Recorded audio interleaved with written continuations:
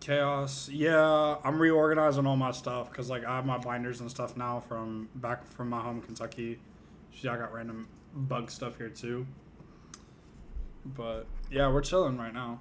So for the most part, yeah, because I had all my stuff just like out, and I just wanted to fix that real quick. So doing that, the stream and talking with you guys, for sure. So let me just go ahead and share this real quick, just so that way people know. Where do we go from this? Drugs and your body have a toxic relationship. Find a healthier way to unwind.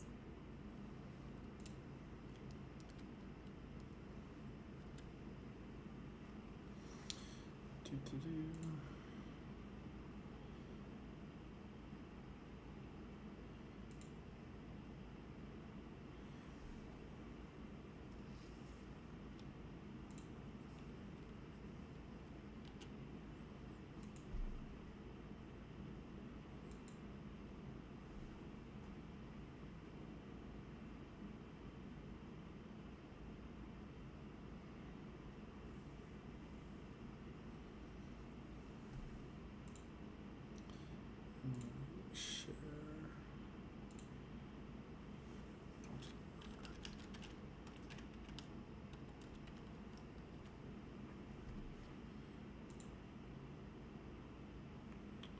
Cool. All right. Sick. Awesome. Cool. All right. Now that I got that shared, I'll reorganize some stuff here. Just wonder if that works.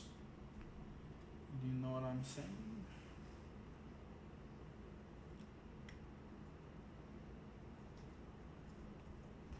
I'll give you all that there.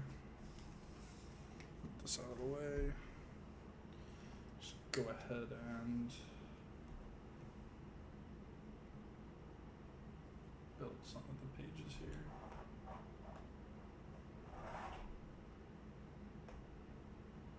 Boom. Alright, sick. What webcam do you use for your deck profiles, by the way? I dropped a video that was giving tips to content creators for the webcams and stuff that I use. They're both the eMeet series. One's like a dial one, and that's the one I use for the profiles.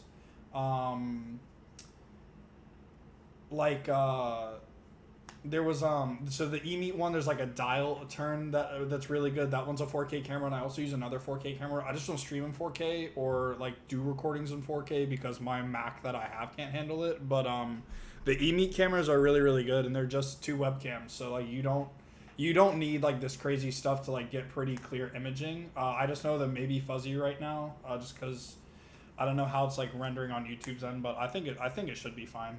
Let me know if it's not though, and I can try to change some settings in here and reapply it. But yeah, but I like the new retrain videos. So there's so many left on the table, like Crayon Tiger, Photon. Photon for Chaos Breaker, I don't really think needs a retrain. Like that's low key like one of their best rear guards that they have in the clan. I think Photon doesn't need a retrain. But I'm like yeah. But if you're talking about like things that needed to be retrained in the V series, then I like completely concur with you. We really should have gotten a Crayon Tiger with like the VBT 11 support, but like I digress. Like I can only do so much for Bushiroad. Also, I found my Revenger deck just chilling and like Luard support, so I'm like committing small crimes, but I'll fix that at some point. I'm just gonna be fixing here. I'm just here to chat with y'all because I'm bored on a Friday and don't have much to do at the moment, so we're gonna make stuff to do.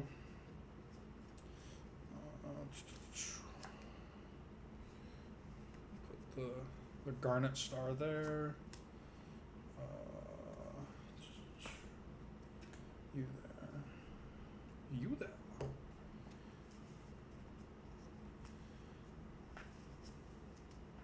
Also, when do you think Bushi will break the box? Chaos and Standard, since he is popular, I do need to make an update on my SP collection one day. I'm not entirely sure if Bushiroad wants to bring Chaos Breaker to standard. I think they would do it in like a really odd way. I like how they originally approached lock with Messiah, where like you would just like get the effects for unlocking the cards, but like they would bind. You know what I'm saying? Like at the end of turns, like if you were playing control, like they would just like lose the rears. In that regard, which I kind of liked. I don't know how they had handled it though for Breaker, since like the whole point of Breaker is for chaos control. I think they will at someday. I just don't know like what the card design might look like that. But I hope they get to do it at some point, because I would really like to see, like they would have me like playing more standard decks if they did that, because I really do enjoy Breaker. I just don't know how they want us to play it in a format that punishes you for like locking at the moment, even though Messiah is more so of a combo deck and not a control deck. But like I'm totally here for it. So that doesn't do anything. That's an Infinite Zero. That's a Nebula Lord, and that's a Glendy. Okay. I'm just gonna keep that bottom open. Maybe I'll pick up a Messiah collection one day, but I don't think that day is today.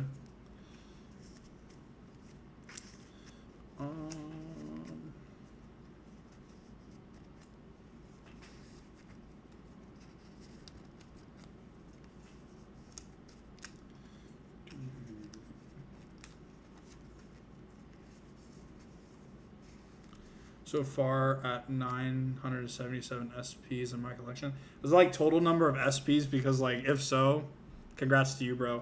I don't think my Great Nature deck has that, or my Great Nature collection has that many SPs. I gotta actually sleeve that and put that in the binder. I'm not sleeving these cards right now, just because like I don't think Chaos is gonna change enough to me warrant like putting a bunch of different sleeves on it. So for the 4, I'll put the 3 here. Because of the 1 in my deck right now. And then I put the Globuladia there, because I only think I have 3 Globuladia. I should, right? We'll see. Right now, actually. Monk, Radon. Oh, I forgot. V Series made V Colony Maker. Not gonna lie. Completely banked on that whole development, you know.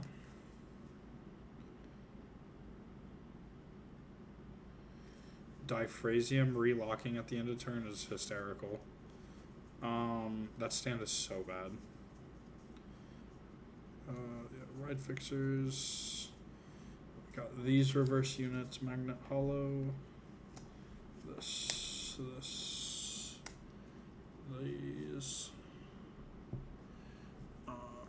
And then I pull up these back. I don't have extra barrels, right? I think I just those. Yeah.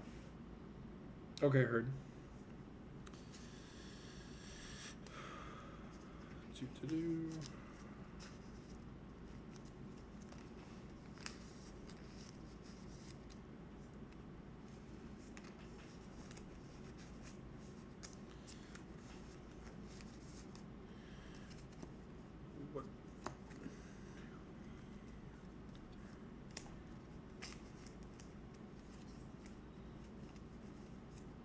I wish Glendios was better, bro. Glendios is still such a cool concept of a deck. Not even gonna try to debate on that one there.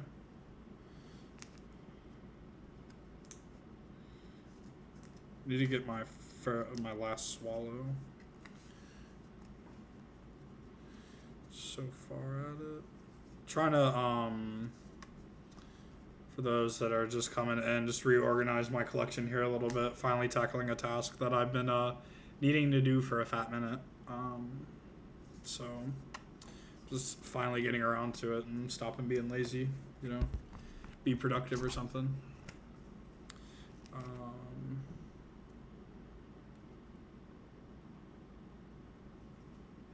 What faults do you think Premium's facing, and how would you tackle those faults? I think three huge problems exist for premium currently. The first one, like I said in last week's video, like where the clans and their needs are in now different areas in premium. Like you have some decks that need like both help in their G zone and in their main decks. You need clans that need help with their G zones, and you need clans that like really need help in their main decks. And then you also have clans that like feel pretty well rounded out, and if they're just not meta, it's probably because they're hindered by the ban list, in some way, shape, or form. But like they have like playable, like solid, like low tier 1, high tier 2 decks. But like the problem is that Bushiroad doesn't now, like, of course, one, like have like accessible ways. Like I thought we were going to get better in terms of like access and, you know, giving like decks good support, like when they revealed the Musketeer, Jewel Knight, and Revengers, like essentially trial decks pretty much.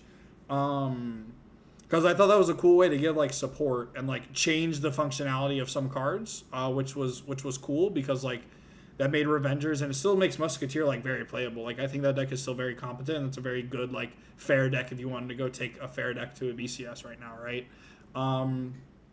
But like the reason Great Nature, like I wouldn't recommend taking it to a BCS, like if you wanted to like, you know, get into your top, is that you're stuck in a position where your main deck is not supported enough to keep up with what other decks do.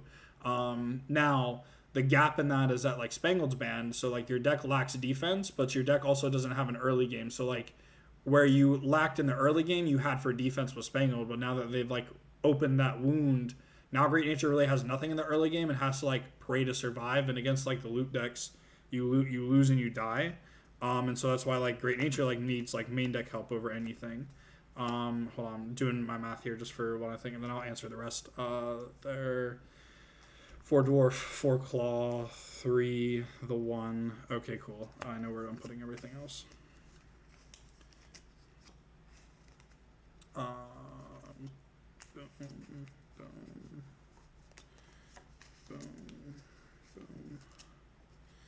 If I have extras, I will add those where appropriate.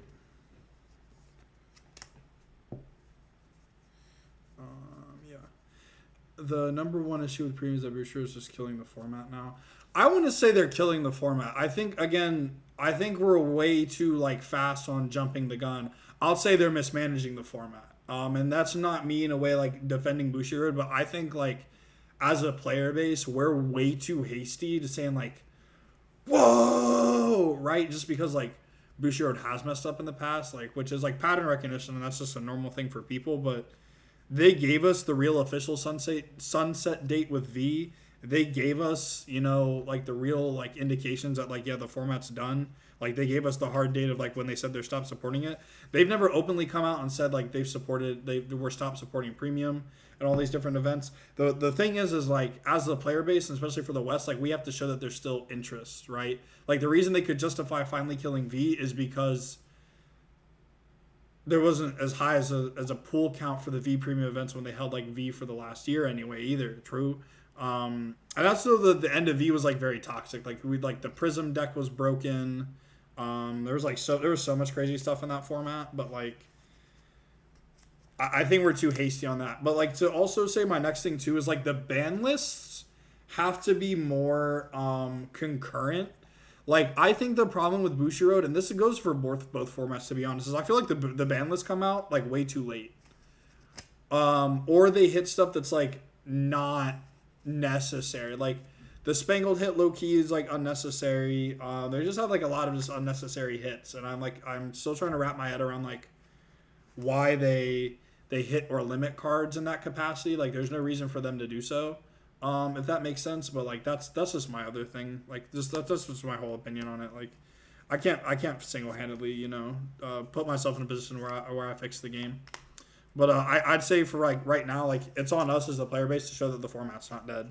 And like, sure, the format's like horrible right now because you have all these loot decks, but like, you can't like point the finger at Bushiroad and be like, Bushiroad's killing the game, Bushiroad's killing the game, and then like you refuse to play the game, and then Bushiroad can justify killing the game.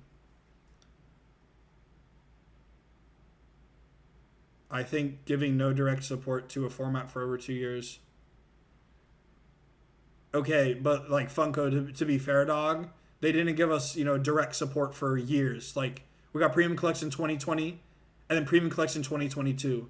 You know why Premium was still changing? Was because of the V Clan collections. Card could translate into Premium. That's what I'm saying. Is like stuff was still happening. Like, and D cards are still changing stuff in Premium. Like sure, we've gone through bouts where we haven't gotten direct support, dog. So like I don't know what you're saying. Plus, like that format time span was horrible too. Like, dude, 2020, like everyone was screaming, Premium's dying because of Zarzan and Tempest Sphere and all that shit, man. Like, you can't, we can't say that, like, oh, we don't get support and like all this stuff. Like, bro, no, I know I'm not huffing that type of angle, but I mean, I agree. Like, people are losing drive, but like, if you actually care about the game, you'll play the game. Like.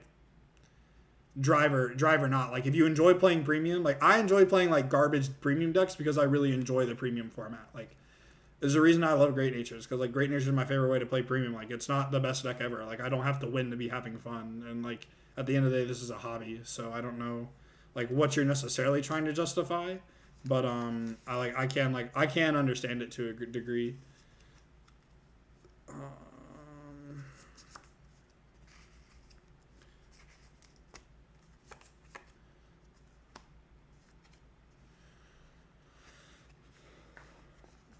I just want Doom post yet. That's just my thing. It's like I like until, because like the only reason that I could say like I'm like truly frustrated with the events of this season is because like they've cut like half the event spots. Like that's the only thing. But Bushiroad then again is like pumping so much of these side sets. Like they're gonna lose money if they don't in a way like force people to buy it.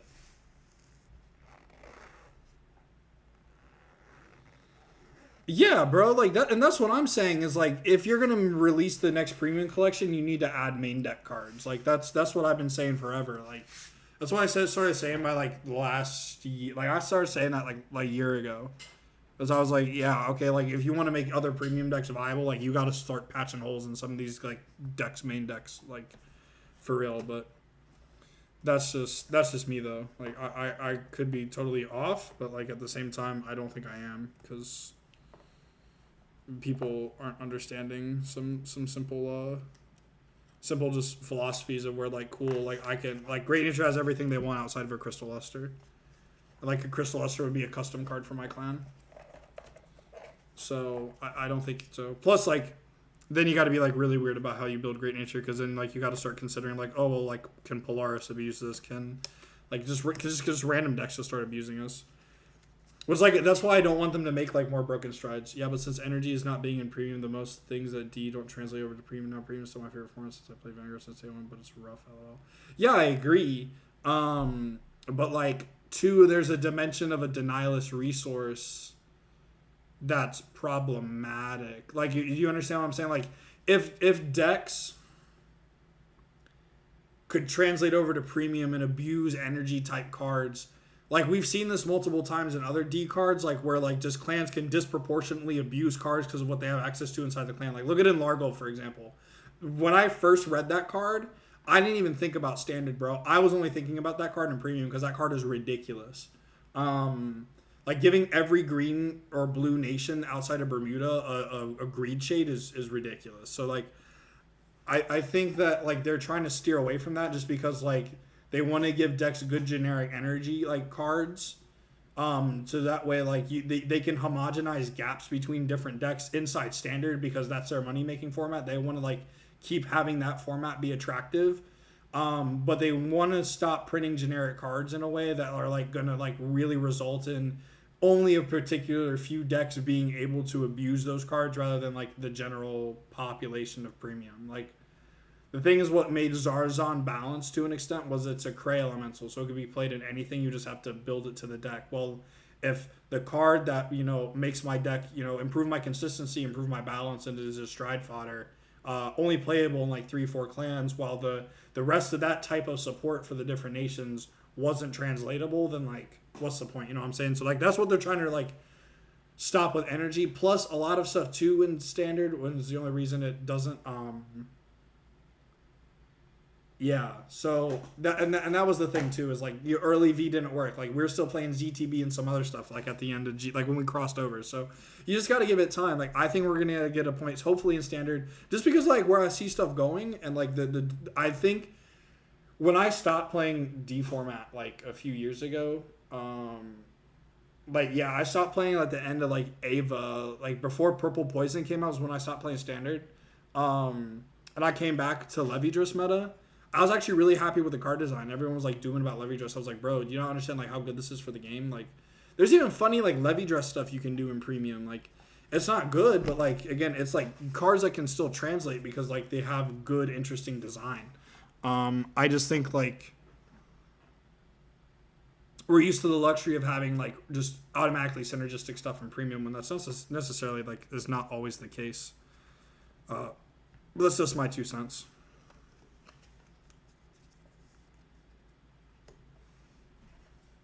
Okay, I'm just gonna pull all these out and suffer through this. Let me go readjust my fan.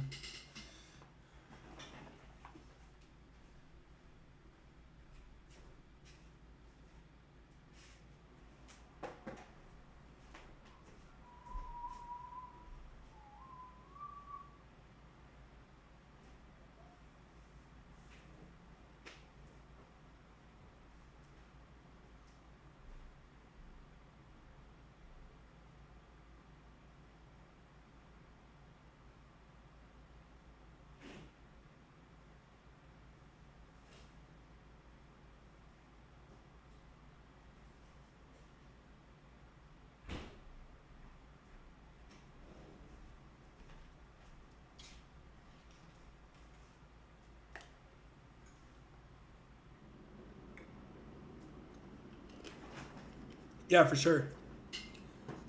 That's why I don't want to ride deck in premium. Like, that does too much hand holding. And sure, then everyone goes like, oh, well, then play vanillas, but then like at the same time, like I just much rather ride from hand. So then I'm like just having to include 4 cards, and then like I'm always guaranteed my grade 3, but then I have to use the ride deck to get to the grade 3. So that's what I'm saying. It's just not worth.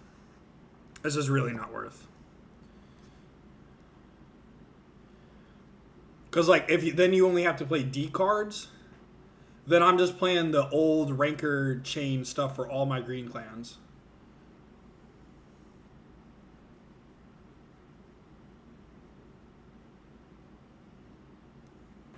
Yeah, like and that's my problem too. Is like I have to build cards like conscientiously in my deck. That's like I have to synergize with discarding them, and I just like don't agree with that. Like this is, it just feels like really off to me. Like TBH, I'm just like, yeah, I'm good. Like I just don't want to do that. Like in a crazy world, like I just don't want to. I just don't want to be doing that. But they called me a madman.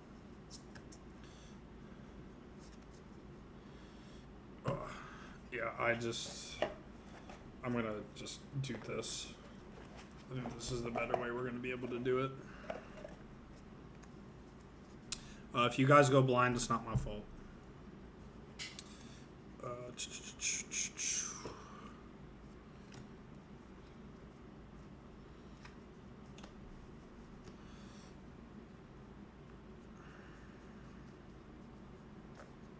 Plus, the cyclers are just so expensive. Like, all the generic cards that synergize with the ride deck just become so expensive for no reason.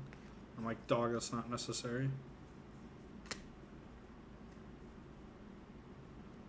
Double for these SP? Oh, okay, cool. Daughter. All these V cards that do nothing in Prem. Is that a SP? No, that's a triple R. Oh, yeah, I was like, I already put the SP in.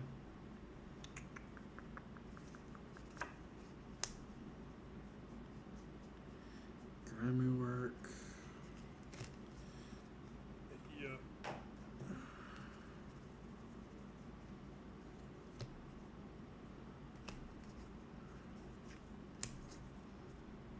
Yeah, the nation turned kind of.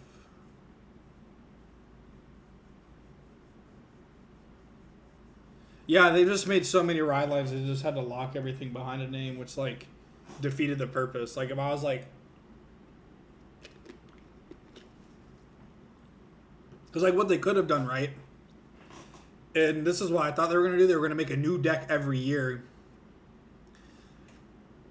and power creep that deck, that specific deck differently, but like still like keep like power creeping like Zorga and like the OGs at the same rate. And I thought that would have been really cool, because then like you're not having to over support, right? So then you could have like your festival sets in the summer just be pure reprint sets, which like I like that they did, but like now some cards like aren't getting reprinted that need to get reprinted, that are the generics, if that makes sense. So that's just kind of like my thought there, but I digress.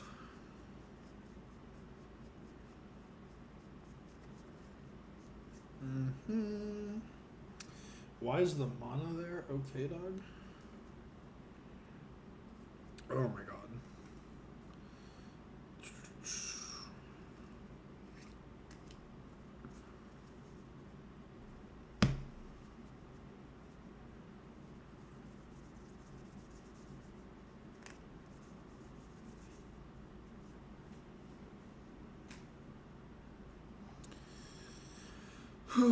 Where is it? Where is it? On me now.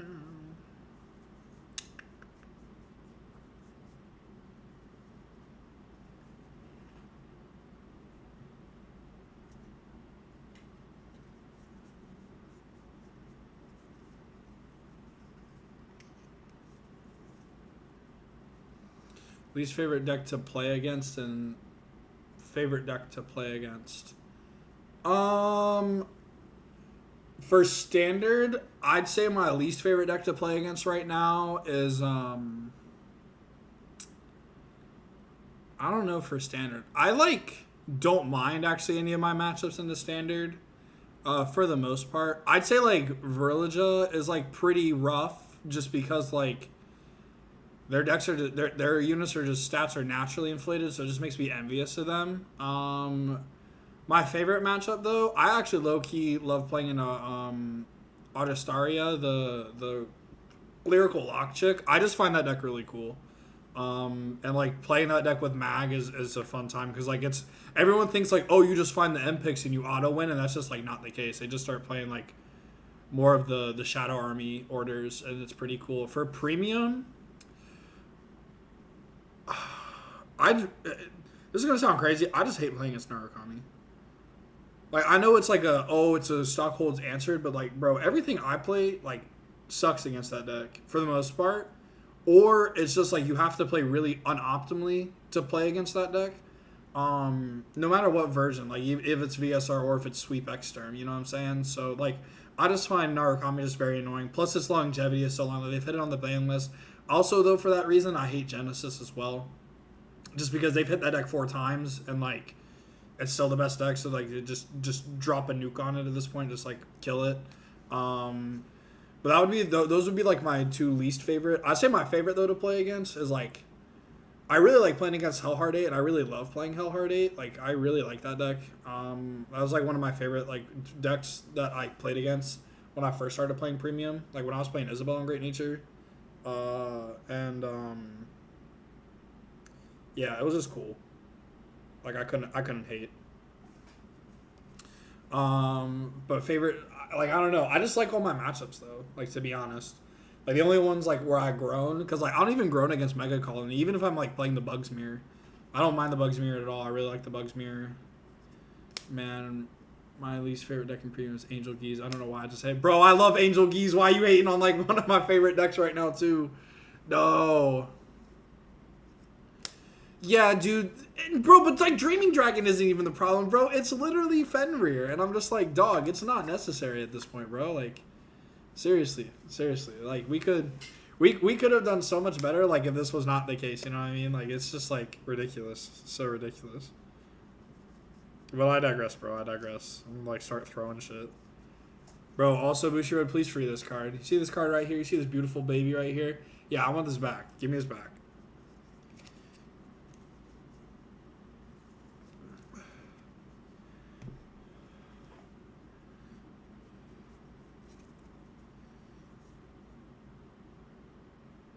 In my defense, we just have a really toxic Angel Geese player in our locals. Like, personality toxic. Because, like, low-key, I don't think Geese is that toxic. I just don't think I don't think a lot of people know how to properly play against that deck. Like, that deck has such a huge exploitative weakness. Oh, my God. Hi, Kylie. Everybody, my girlfriend is in chat. Please be nice. You all can roast me. She doesn't know anything about that. She likes these, she just likes these card arts. And doesn't understand how I can play this game. But everybody in chat can say hi to Kylie. I don't know, though, why she's... What? Okay, it's smiling. I thought she sent the frowning emote. I was like, shit. Yeah, I don't know. My phone's off, so like she could be mad. Maybe ignoring her.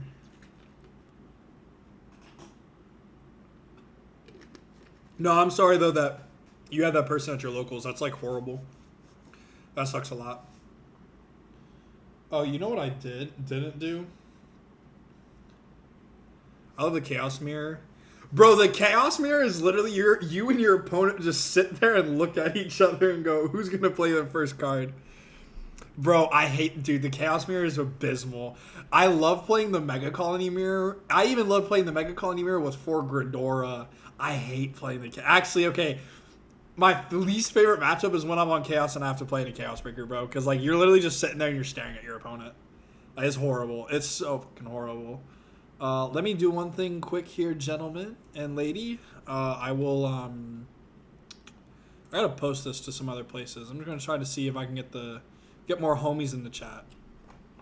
It's because I'm having a good time vibing and talking with y'all. What? Oh, I'm in the... Dude, my bad. The life of a content creator, bro. The self-promo. The self-promo is rough out here. Let me see. Let's see. And actually, I'm gonna share this on some of my personal socials real quick too, just so that way people that don't know this card game can join.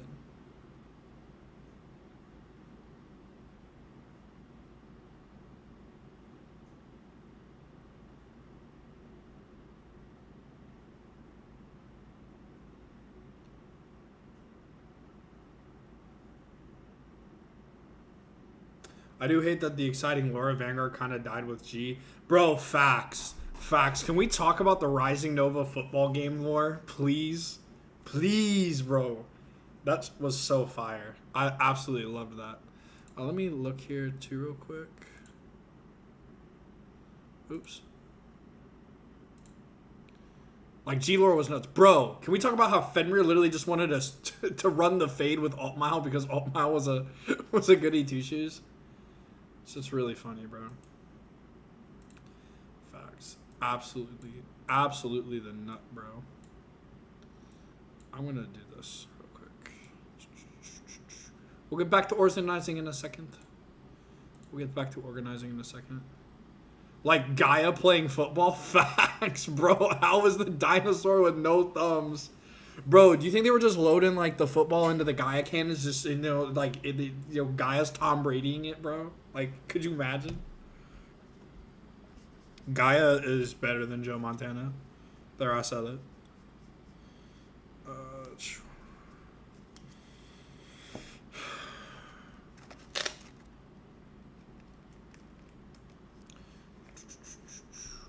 Did I just close that too? Whoops. Oh, no, I didn't. A guy playing football, facts.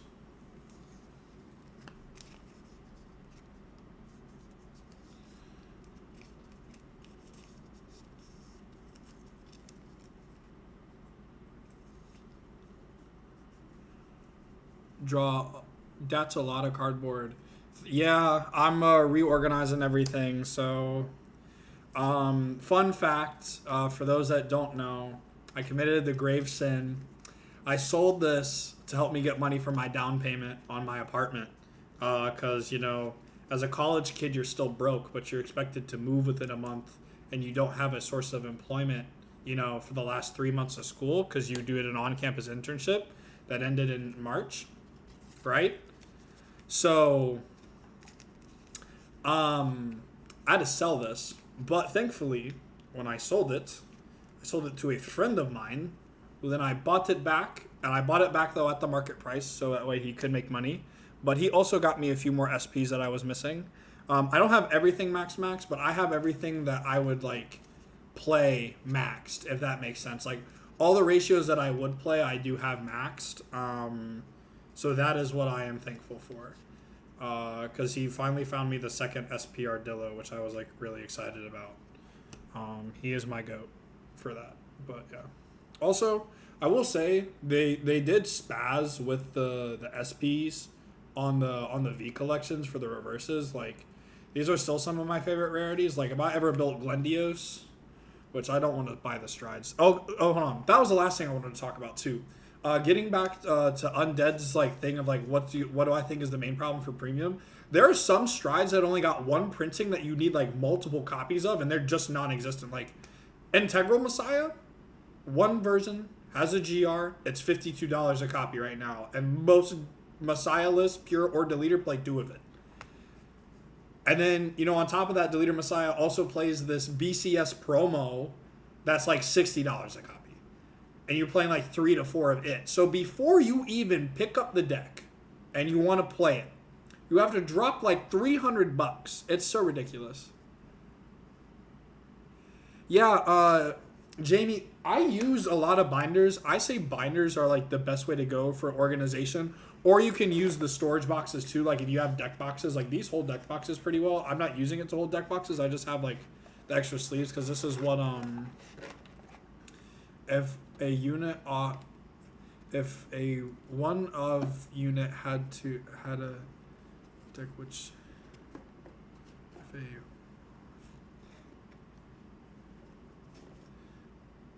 Undeads, can you redefine your question, bro? I'm like lost in the sauce.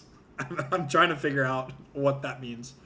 But yeah, binders work really well for me. Yeah, we still play 4 copies and pile deleter. It's dummy expensive. Yeah, bro. Like I would have more Link Joker stuff. Like if I didn't get my Chaos Breaker deck for a really good bargain, I still wouldn't own Link Joker. One of my favorite clans was actually like my first clan in Vanguard when I started playing in like 2015. Was like when Breaker came out, right?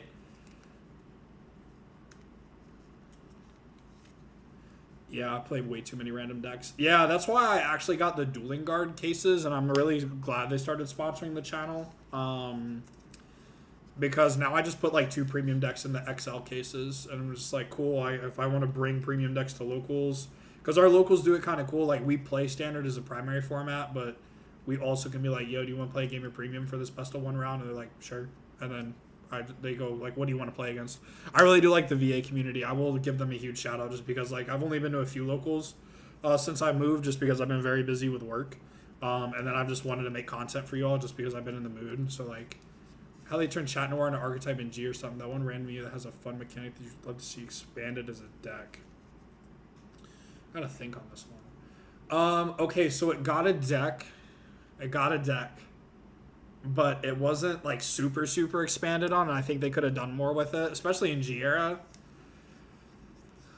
I really wish Infinite Zero got more love. That was my favorite card for like ever before I got into Great Nature.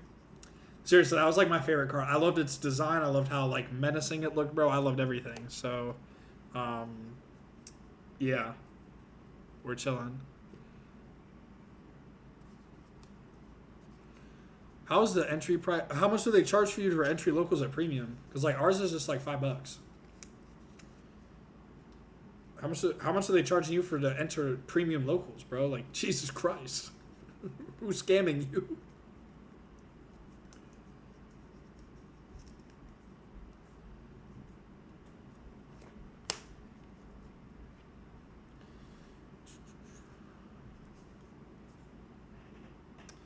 Let me do this real quick, guys. I'm sorry.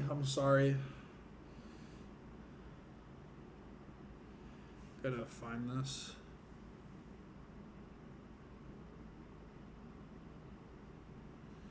Yeah, I would say though I want Infinite Zero back, like as my like expanded.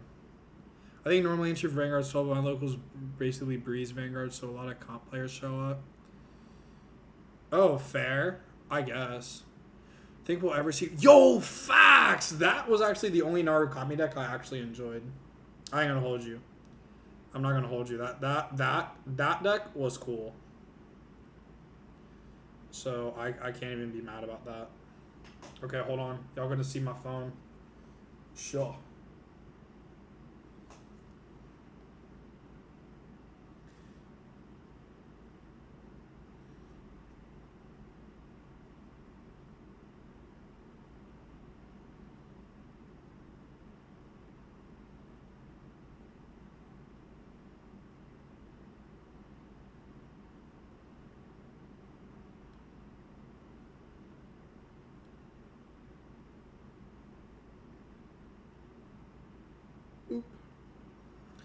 Right there. Hey, I caught the live stream. Let's go. Let's go. Big dubs in the house.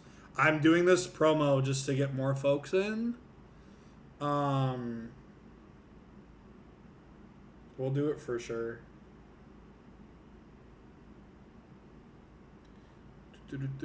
First thought when they brought back Legion to Standard with Seekers and Brawlers. I'm an irrational Seekers fan. They got done surgery. Facts, bro. I would love to see Seekers come back. For real, I'd love to see Seekers come back. Thingsaver is like one of my favorites too. I really like Thingsaver's art a lot. Got worse lore-wise, Shiranui or Asha? Hot take, Nui?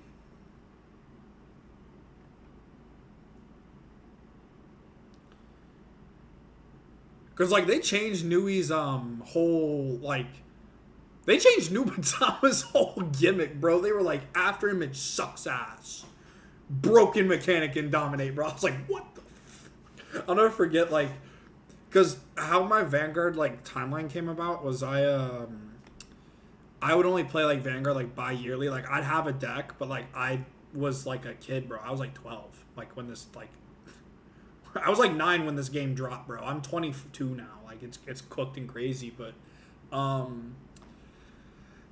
like play by year, like yearly with my cousin. Like when I'd see him like twice a year, like in Florida. Shout out Zach, by the way. But when he showed me what Dominate did, bro, I about like threw a tantrum. I'm currently trying out Jewel Knights. Jewel Knights is cool. You have to really know that deck though. But, like, that deck isn't bad. That deck just sucks right now because of the loop format. But, like, in a normal meta, that deck cooks, bro. Salome plus Crystal Lister is easy clap.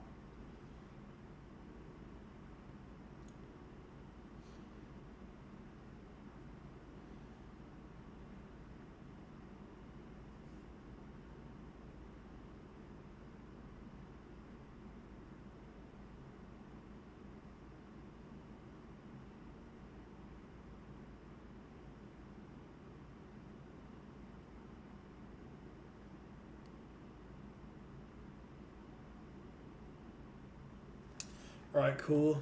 Cool. Yeah, Salome VOP facts, bro. Card is so good. Started out in set 1 and couldn't be played as much as a clan until set 13. Yeah, facts, bro. Facts. Yeah, like, knew he got done so absolutely horrible. I can't. As white girls would say, my Shayla. What's your thoughts on Night Rose Summer now? Big Oba needs to be banned? Bro, who the fuck is saying Big Oba needs to be banned? The only reason they're saying that right now is because of the loops.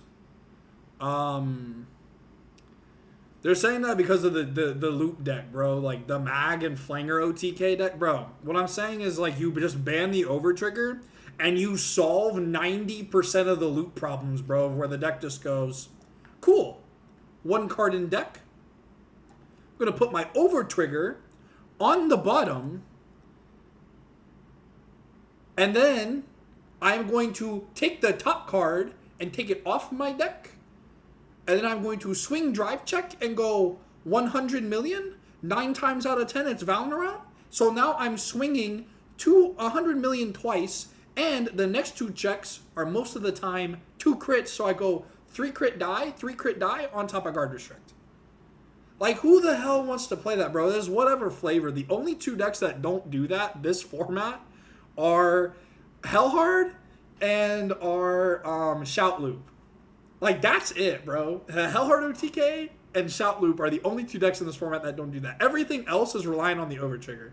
And that's what's so frustrating, is that I've been saying that the Overtrigger needed to go forever, because now we're just seeing of when you have, you know, your eternal amount of cards list, and a lot of stuff interacted with Great Heroes, because getting 5k triggers back to your deck was cool in G-Era. They were not intending, you know, for me to put back either skip turn deck or I kill you card. Like, this is true. I mean, I've been preaching gospel forever. A lot of people have been preaching gospel forever, but Bushiroad just, you know, shoved it down our throats. I can't do anything about it. It's like the Max C problem of Master Duel. The only deck I'd buy is Riviere. Riviere's cracked, though. Riviere's literally an Exodia deck. You open it, you just win. Like, you go first, you open the nut, you auto-win.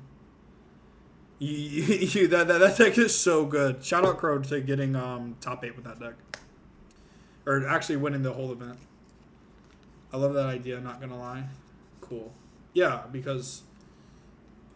yeah, just getting rid of the OT solves so much of the problems. Like, it makes your format more competitively justifiable. The only reason I wouldn't ban it in standard is because, like, that format's really way too trigger reliant anyway, is like in my theory and from my personal experience. Like, it's why, like, I'm not a fanatic about it. Like, I think the card design is really cool. Like, from a competitive aspect, I just look at there and go, real. Oh yeah, no, Riv is hot, bro. Riv's so fire. Riv was like my first Bermuda deck when I started dabbling in Bermuda. Like, you can go find old, like, 2-year-old profiles of where I was playing Bermuda. I will say, though, my favorite premium Bermuda deck of all time is Prism. I loved the V Prism Plus deck with Heltrada, dude. That deck was sick. I was cooking people with that. My homeboy was like a Narukami main at school. I was cooking him with the Riviere, bro, because he'd, like, play sweep. And I go, cool, you're setting up my bind zone. Thanks, fam. He goes, I hate you. Dude, the deck was so cool. Love the times when, like, I just find a random deck that would punk Narukami. Heltrada, the GOAT unit. Bro, Heltrada's busted. Heltrada literally outs Chaos Breaker and makes Bermuda a better Overlord. Like, I don't know what they were wanting. Yeah, crazy, bro. No, when I read Dragveda and when I read Eldo Breath, and then I thought of all the premium clans that they could be played in, and then I realized that a lot of the on-attack Dragon Empire cards don't say once per turn. Bro, it should be banned in premium, bro. There's so many on-attack Dragon Empire strides. Like, no, that are not once per turn. Like, bro, no. I should not be able to restand my board. Like, do you guys know when the Dragon Empire OT got reprinted? Or got printed, right? And I smacked that to Nuadayo. If I smack that to Nuadayo, I do 16 attacks. Nuadayo's on-swing to restand was not once per turn. Yeah, dude, it's ridiculous, man. I don't understand why. I don't, but like it is. We're out here, bro. We're out here. Dude. My favorite Bruner deck is Reindeer. Yeah, no, Reindeer is cool. I really do. I like the concept of Highlander, but like low key, sometimes you do just be getting sacked by like the most random one-ohs. Like, I'm so scared of my opponent showing me Laura off the top 10, bro. Just because one of my good, like, playtesting homies is a really good Bermuda player. And just, like, every time he hit the Laura, it was ridiculous. There was 2 games, though, back-to-back where he drove checked the Lyrical OT on my first swing. Or on his, like, second swing. So then he just have force numbers for the rest of the game. I'm like, yeah, this is cool, bro. Yeah, we don't even talk about, like, how busted the Lyrical OT is within itself, too.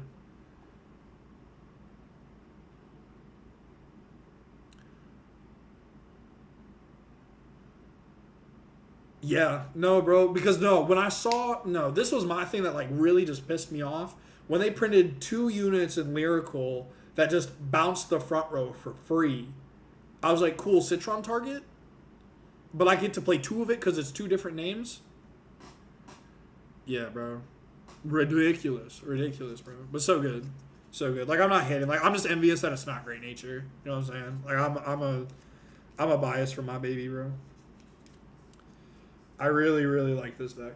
I just wish this deck was better. Like, that's just my deepest, darkest desire is for Great Nature to be like a tier 0 deck. And then I can have whatever it get banned, but like, just let me get my invite to Worlds with my favorite clan, please. Thank you.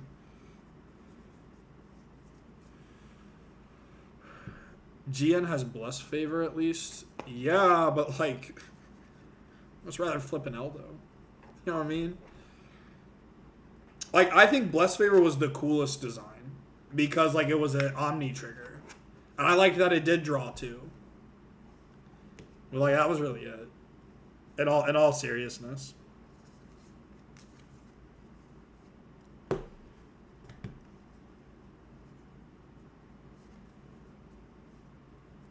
Yeah.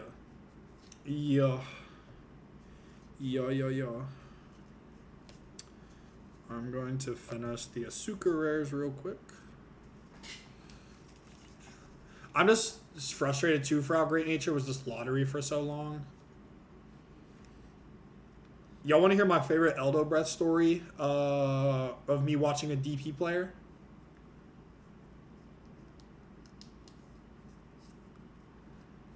If y'all want me to drop that story, bro, I will drop you that story. Because DP has killed me off Eldo Breath twice, but I watched the worst.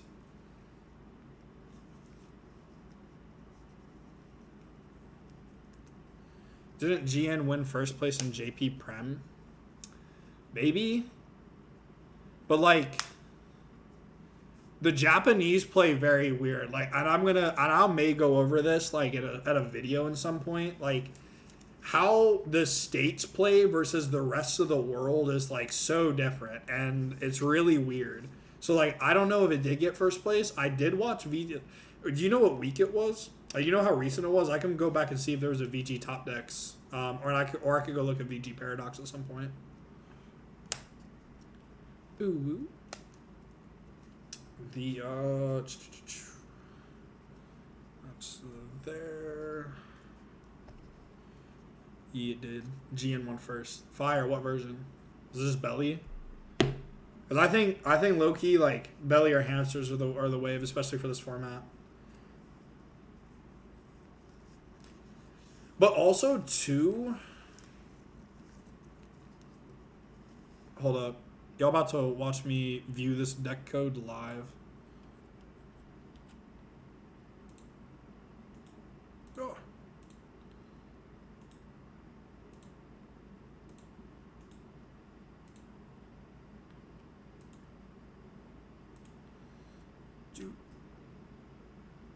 No. Give me deck log. Give me the deck log, bro. Nah, this is like the one cursed thing on my Mac, bro. Is it's like, oh, you streaming on OBS? I kill rest of your processes. I'm like, dog, I don't know what you want. Did Great Nature get first? Okay, we're gonna copy that. We're gonna search here.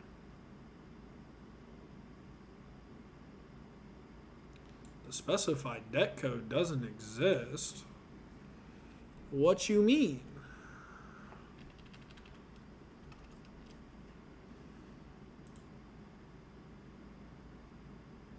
Okay, it is saying that deck code does not exist.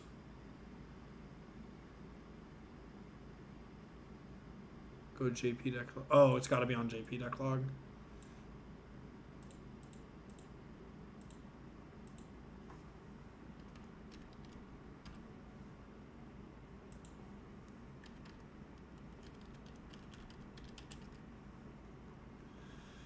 Yeah, that would be why. That would be why. The white boy like me cannot see that deck code because I am a white boy. Alright, let's look. What the fuck am I Oh yeah, it has in Largolf, bro. We can't even have this card. Yeah, this was a concept I was introduced to at BCS last season. You can play this, but like it's okay. What the hell is that card?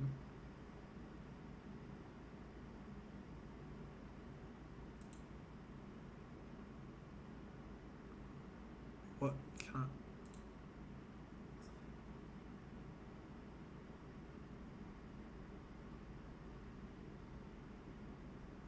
They play Full Mark Gorilla? What is this, bro? Oh, they play Horton. Horton's based. Yeah, but it plays in Largolv, and you don't get the luxury CB. Was JP playing any loot decks? Does anybody know? Like, what was that format's top 8, or what was that format's top 8?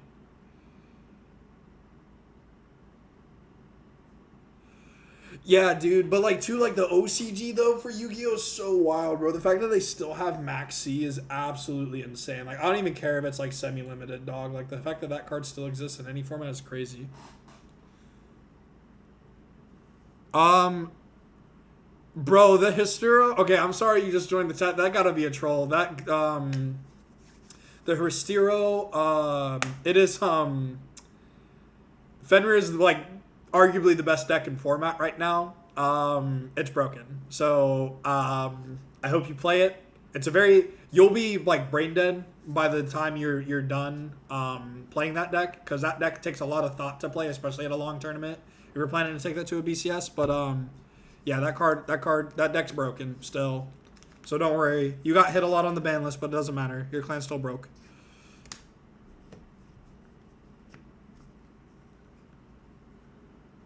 Wish there was more standard crossover. How many loop decks are in the meta right now? Okay, so let's name them off. Well, I wouldn't call them loop deck. There's only one true like loop deck. It's like the Shout Mill, but like I'm just gonna call them OTK decks.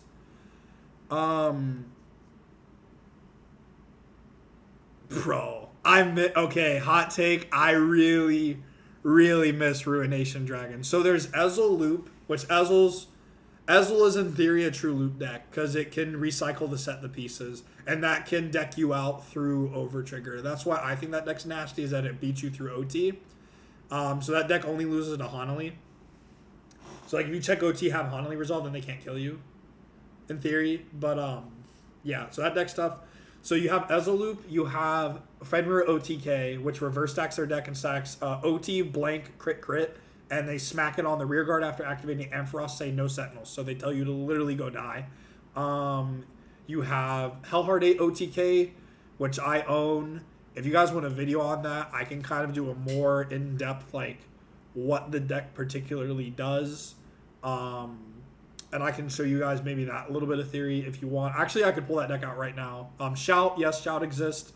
Shout, though, I don't think is as good as people give it credit for, to be honest. Like, that deck is very, like, resource intensive as well. Like, it needs to see all these different pieces, plus, like, you have to order that correctly. Like, I don't know if you guys watch Worlds. Derek had a few misplays, and he actually had one misplay at the end that his opponent graciously let him take back. But I would steer away from Shout, just because, like, you can't pick up that deck and kill your opponent. Same with Fenrir, but you could pick up, like, Hellheart 8 tomorrow and, like, have a pretty good understanding of what the deck does. So actually, if you guys want me to stop, I can go over Hellheart 8 right now if you guys want me to. But yeah, there's Hellheart 8, and then there's there is Deleter OTK, but it needs a lot of resource, so it needs a lot of setup. Like, most of these decks can literally just kill you on their first stride, but if not, like, they're guaranteed their second. But the thing that all the loop decks have in common is that they can play without giving you damage. Like, that's the crazy thing. So do you guys want me to pull out? I can pull out Hellheart right now. I just have to go grab it out of my bag. But I can talk about it. Because I'm really here for y'all. I was just, like, doing something I need to do. Like, I'll be doing this tomorrow. I have so many cards I got to go through.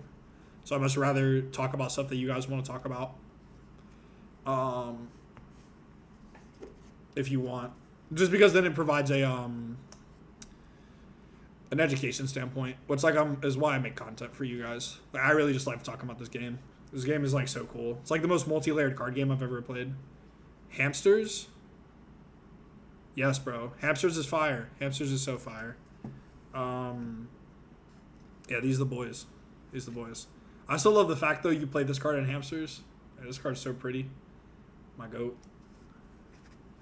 Yeah, I have so many cards I got to go through, guys. Like, seriously. And then, after I organize everything, then I'm going to go price everything out. So, like, yeah. What do you? Yeah, what do you think about the go-to first try they introduced? Because I know some plays X. Jamie, can you specify? Okay, so I'm gonna be honest with Hysterio. The Fenrir. The problem with Fenrir now is that Fenrir toolbox control loses its grind game because they don't have access to lost its access to the grind game because they don't have Dreaming Dragon anymore. So like they can deck out. Yeah, but to be fair, JP doesn't have that ban list that we got for all the crest decks. So all the crest decks and stuff still exist in JP. Which is why their meta is vastly different from ours. Like really, really different. But I will shout out to the player that got Great Nature though. Oh, the History Collection? I low-key really liked the History Collection editions. I really, as a Mega Colony fan, for those that don't know, Mega Colony is my second favorite deck. I really like the fact that it automatically turned on the GB2 for Darkface. I thought there were like good merits to it. I liked that Mirakumo was like slightly relevant again, bro, because like the train like cloning stuff and calling out and like the Shiryu, like you had a really cool. Yi crests are pretty cool. I hope you're trolling, bro. Crests were so toxic. I never want to play in a crest meta again. Cause I loved playing Chronojet Klaus and I loved playing Gridora being at 4 is crazy. Long live Gridora, bro. That card could have stayed at 2. Hot take. That card could have stayed at 2. That card low-key could have stayed at 4 and just they eroded it to a Persona flip. If we're changing, how cards make, bro. You giving me access to 4 Optis kind of crazy this format. Because I'm still playing Mega Colony. I actually have a really hot Mega Colony build. No cap.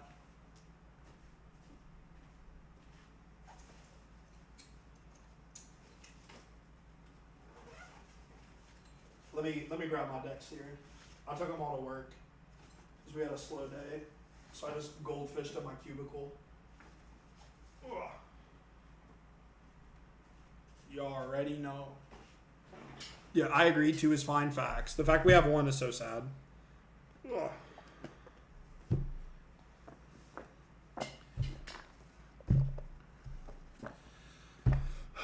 All right. What deck do we want to talk about first? About to see the absolute sauce. Do we want to see bugs or do we want to see Hellheart 8? Or what do we want to see? And here is Great Nature. I've already showed off Great Nature. This is Breaker.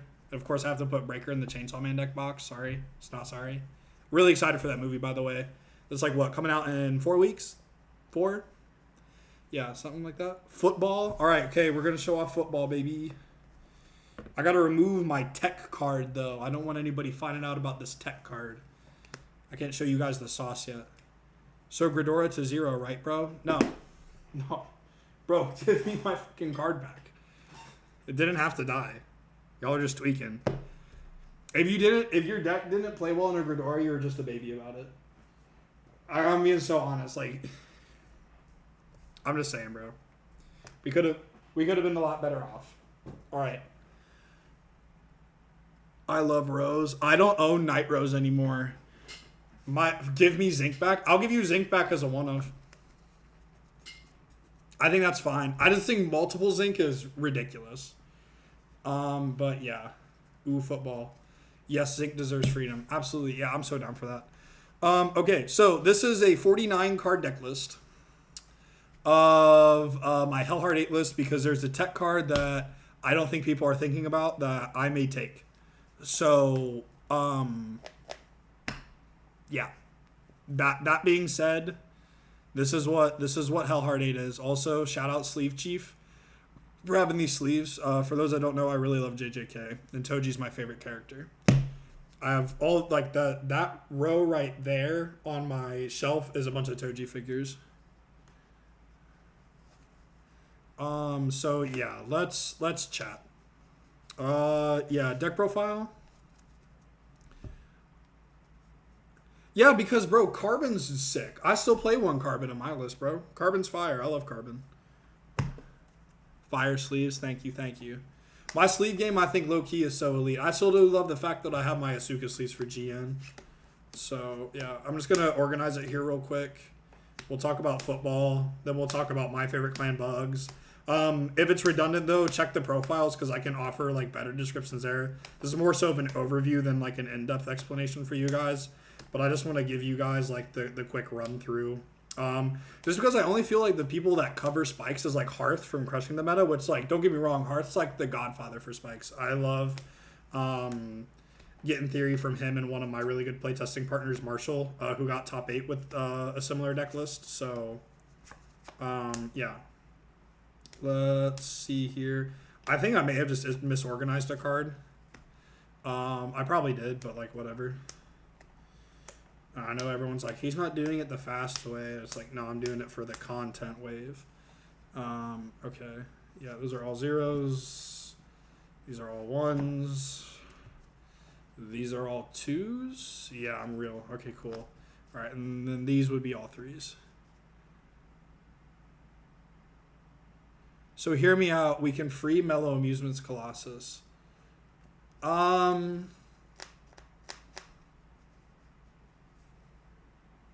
If you choice restrict it with the crest, yes. If you choice restrict it with a crest, you force them to play like V-Jet. Like you force them to play on Optimal Jet. I'm fine with that though in Steam Maidens. Not gonna lie. I really do like Steam Maidens. Steam Maidens was my favorite way I've played Gear Chronicle in a while. It just wasn't good. But yeah. So we got the gang here. Bro, Nova's art so cool. If I didn't think this deck was going to get hit in the next format, I would have blinged this deck out too. I create Chrono Fang, not Jet. Bro, are you some like high roll degen? Like what are you, bro? I'm trying to figure you out. No, I'm playing though. I love it. I love it. Chrono Fang's a really cool design wise. I really like its art. Who is sexting?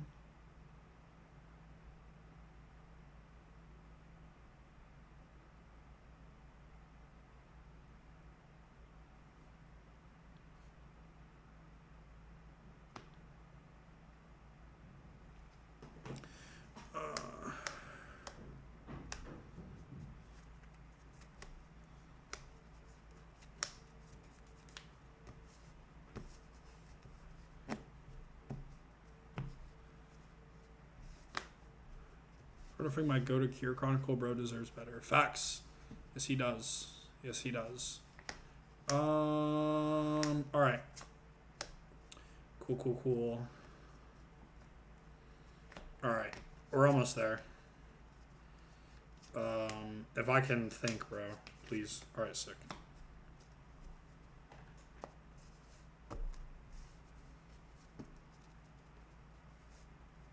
No, I don't think premium should get energy. I don't want them adding the cyclers to premium where I discard for stride and I just start drawing cards again. Like I don't want that at all. I like how some content are so loved toward clans. What do you mean undeads? Like, are you talking about like how like people know me for great nature, like different effect for DP, Jaime for Aquaforce and stuff like that? Like, is that what you're saying? Because like if you are saying that, I agree.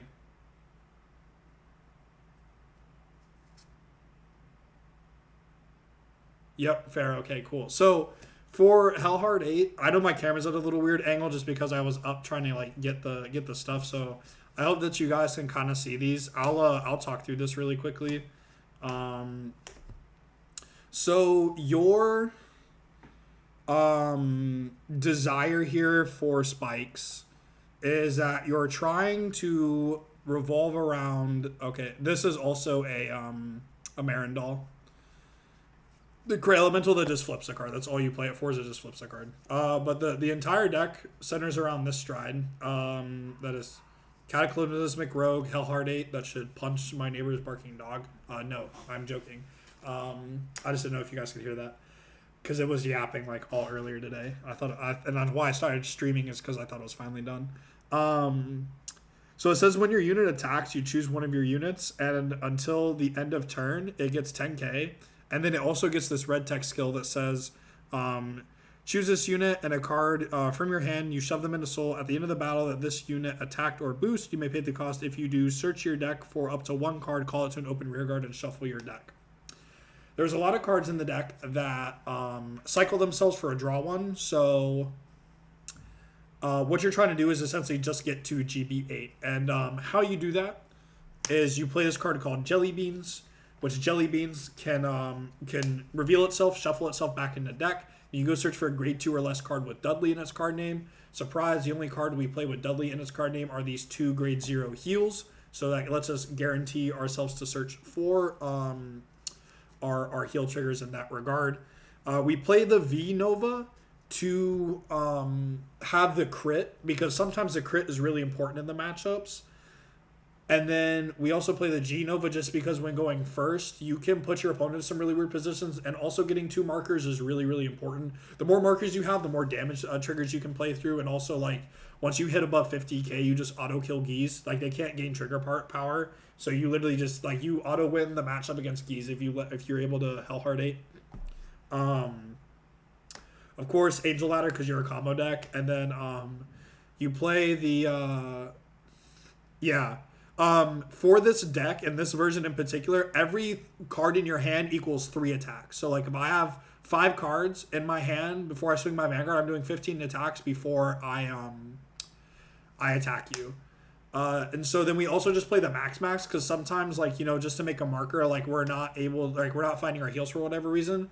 Cool, ride max makes another force marker. Now all my guardians and stuff are bigger. So, like, going second or going first for that matter, if you have, like, the heals, you can just ride max or this, and so that's why I like playing 5 rather than, like, sitting on a V Nova and hoping, like, I don't get my stuff busted in.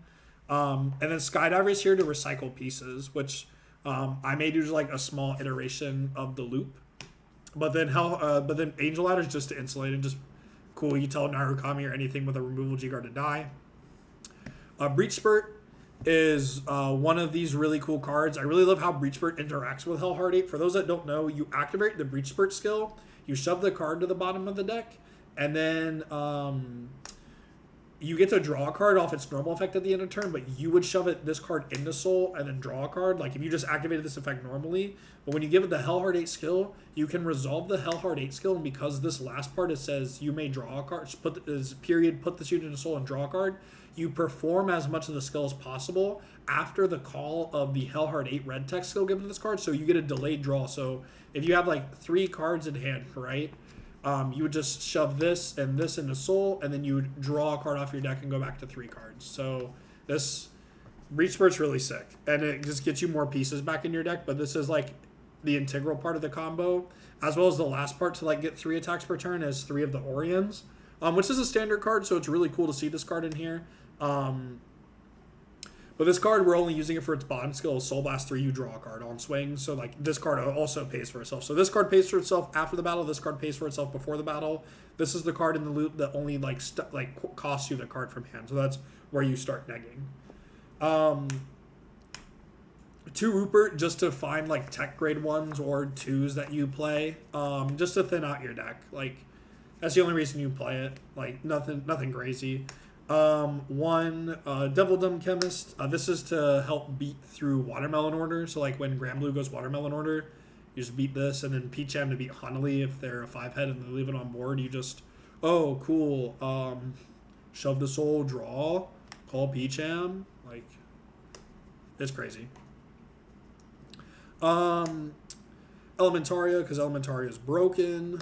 3 of the grade 1 promo. You don't need to play any more of this. This card's really tanky, and you'd rather just play other techs. I play 1 Acrobat Verity. This is searchable off the Mecha Trainer. For those that don't know, we're not playing a V-Starter, just because that way that if we have units that can swing under, because as you can see, the rest of our grade 1s are below 8k, we can underswing going second, and then we can just give the trigger power to the Mecha Trainer, so that way we don't give our opponent damage. So Mecha Trainer's effect, though, is CB1, retire it, and then you get to search for any grade 1 or less Spike Brothers card, which are all of these cards right here, or like any trigger for whatever reason. But this card, essentially, most of the time you can go grab this, Or if you need to like find a grade 3, you go grab the Viverity. Or if you need the Honolly or the Rollick for whatever matchup, or the tech card that I play, you can go find it too. And then you play 4 defensive draw crit, just because this is good with the Max. Having a 20k shield in hand is broken. Same with the Rileys, them being 15, but they're draw cards. 3 draw PG. Again, 2 of the Deadly Heal, 2 of the Heal Guardian, and then 1 of the OT. So you just pretty much just look at your opponent going, I'm not giving you damage for the entire game until I want to. So if you want to, you'll need to call a Heal Guardian and activate Harmonics Messiah. That is the way of Hellheart 8. That is for sure the way of Hellheart 8. But yeah, that for the most part is the main deck. Like that's what it looks like. Pretty much just to show you like an iteration of the loop, I'll just have these 2 cards be in my hand and we'll just fake that I'm on Hellheart 8. Yeah, no, it's crazy that Mecha Trainer's still relevant. So let's just say, right, where we were able to ride a V Nova and we had like this, let's just say like we did the history collection or whatever, like just disregard like what's face up in the G zone, we're just on this, right? Let's just say we have 3 random cards in Soul.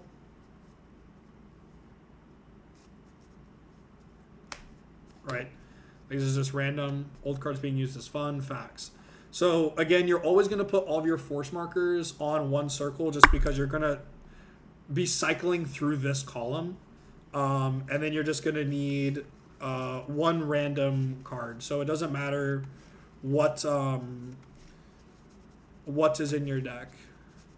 Yeah, him and Conroe are way ahead of their times. Facts. The fact that G Conroe is still, G era, but like old Conroe, BT, whatever, Conroe is still played is insane.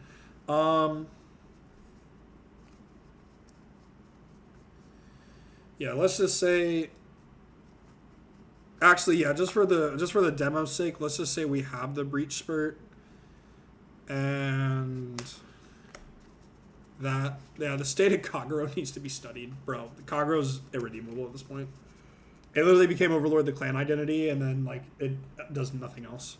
Lawkeeper's cool, but like that's it. All right, so to show you how you can loop cards in premium, let's just say that's our drop for whatever reason. Let's not put the Breach Spurt there though. Let's do something cool. We're on swing. This can be any card. I'm not going to activate the Devil Dome Chemist just because we're going to say like all of these are vanilla except for Breach Spurt, Skydiver, and Orions. Okay. So cool. We swing. This gives plus 10k. So this is 40 on its own plus its power. You activate the effects. You shove a card into hand and soul at the end of the battle. You go. So since we have a Breach Spurt and an Orions. Actually, let's say we have 1 more card. Just that way I can show you guys the loop. Because, like, the loop, like, it needs to get set up. Like, most of the time you're riding and you'll have the pieces in your hand. But, like, once the loop gets going, it gets pretty snasty. Actually, let's say the tier, just for simplicity's sake, is an Orions as well. Actually, just so that way I can show you guys like it's truly like 3 attacks per card in hand. Cool. So we'll call Orions as the next target. Like once you have these 2 cards in soul, because then what you'll do here now. So like cool, we have the 2 cards in hand. Is it me or is the audio cutting in and out? It may be. I don't know. I'm getting a new mic tomorrow because like this one has been having some issues. So I apologize if there's audio issues on your end. I can try to see what I can do on my end with that. Please let me know though. I'm going to activate here the Orions here. So this is going to be odd swing. Soul Blast 3 cards. Draw 1. And then end of battle. You shove these 2 cards into soul. And now you call out Skydiver.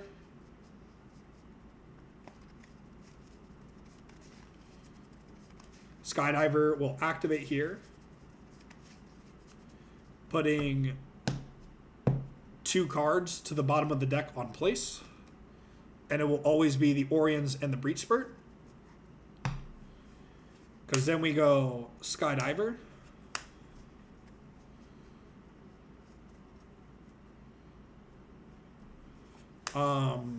Skydiver effect. Shoving the Soul.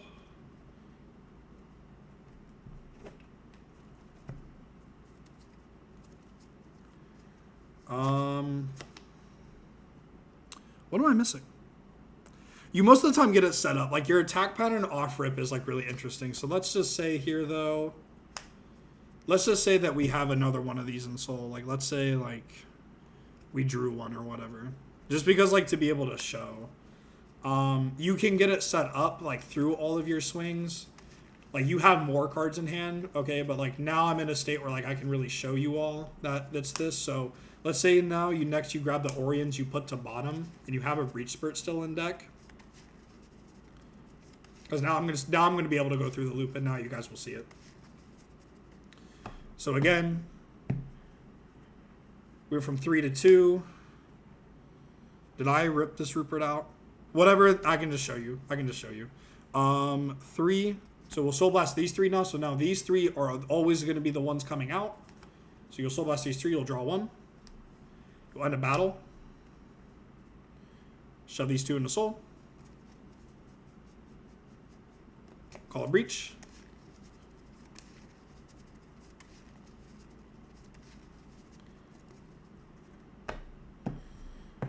Breach swings, skill. On swing, everything intercepts, puts the Skydiver to the bottom.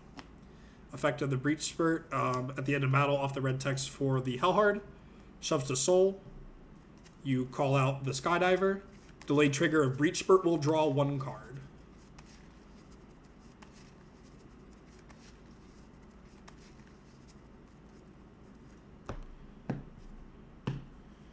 You draw 1 off the delayed trigger. It's a Jelly Beans.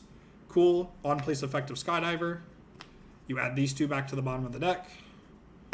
You swing Skydiver. Skydiver has 10k. Hellhard gives it 10k. This is 63. 2 crit. Shove this into the Soul. Go ahead and you grab Oriens. Oriens comes through here. Swing. Oh my god, you're doing it again. Boom, boom, boom. These 3. Draw a card. Effect. End of battle. Shove in the Soul. Call Breach.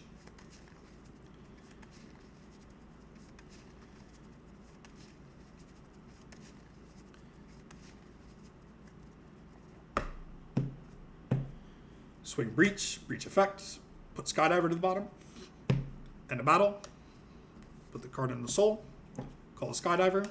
Draw 1 on standby.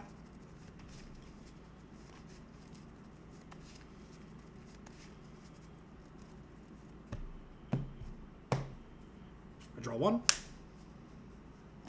Effect. Put these 2 on the bottom. Plus 10k. Swing Skydiver. Skydiver effect. This is all before I swing my Vanguard 2, by the way. Call Oriens.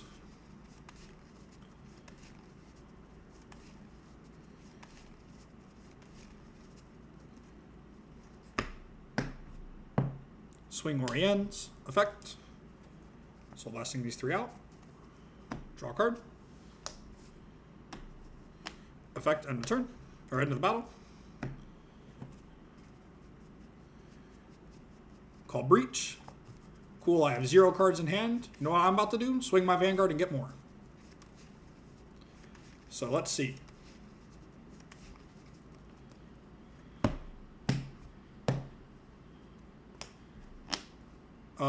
You don't swing this. Swing this. First, second, third. Oh, OT, cool. I add a card to my hand. So let's just say I add a card to my hand from the damage zone, and I draw a card. I have 4. Of course, if I hit these are draws. Now I just do this loop all over again. I gave this thing like 100 million. And then you just go, cool, swing, skill, to the bottom, effect, call,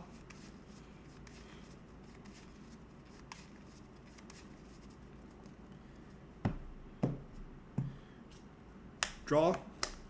Effect. Put to the bottom. We do it. Right? So you continue, and then the only part like where so you do that type of loops, you do that type of loop till you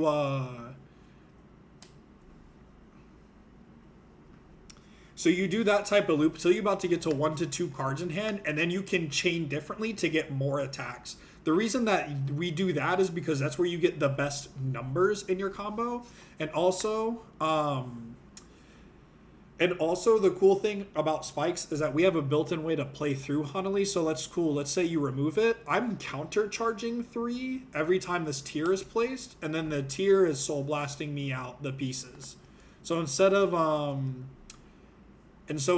like, you know, getting back, yeah, Ezel bypasses OT. Yes, because Ezel's loop is actually you using Cletus Winter to force your opponent to draw cards. Because like if they're not killing you off the sheer amount of attacks, they just go, cool, I'm going to keep attacking you, Soul Blast, reset my soul, and restand the booster, and then call a card, draw a card, please, swing, do it all over again. So like, the Cletus Winter is crazy because you can just stack your deck to infinitely force your opponent to draw. Yes, you can also scout. Ezel's very disgusting. Ezel, though, is not as good as Spikes, in my opinion, though, because Ezel lacks the ability to search their heals. You have to hard draw them.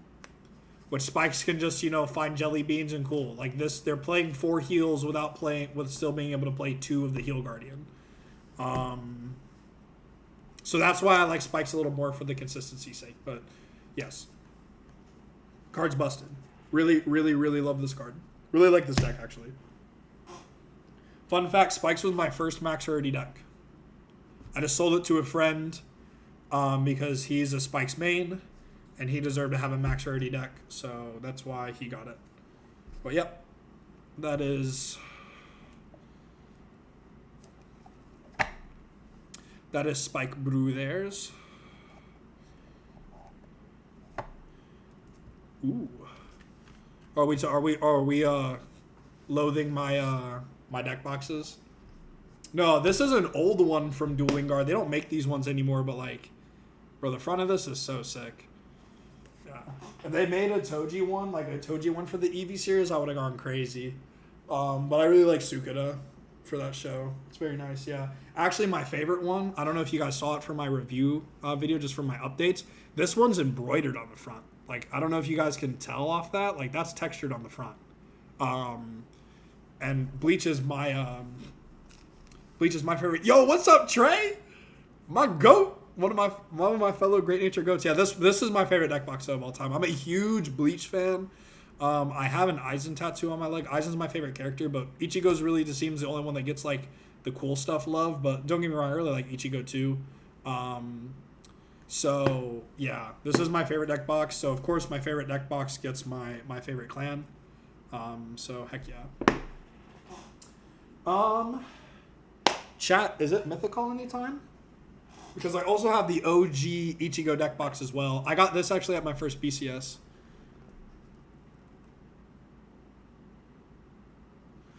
Yeah, I think Angel Ladder being like in a way like a searchable OT is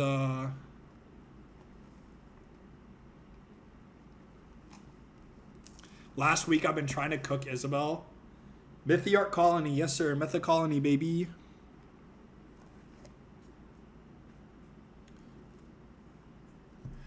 Now I'm so sad, right? I really like get stage fright because I have a bunch of SPs and SGRs on the way for this deck. They're just not here yet. So like I'm not doing the profile till I get them. Sorry. I just love this clan so much. But yeah. So yeah, let's talk about this D-Gen deck, bro. The fact that this clan is still relevant and Gridora's at 1 is absolutely insane to me. But I love it.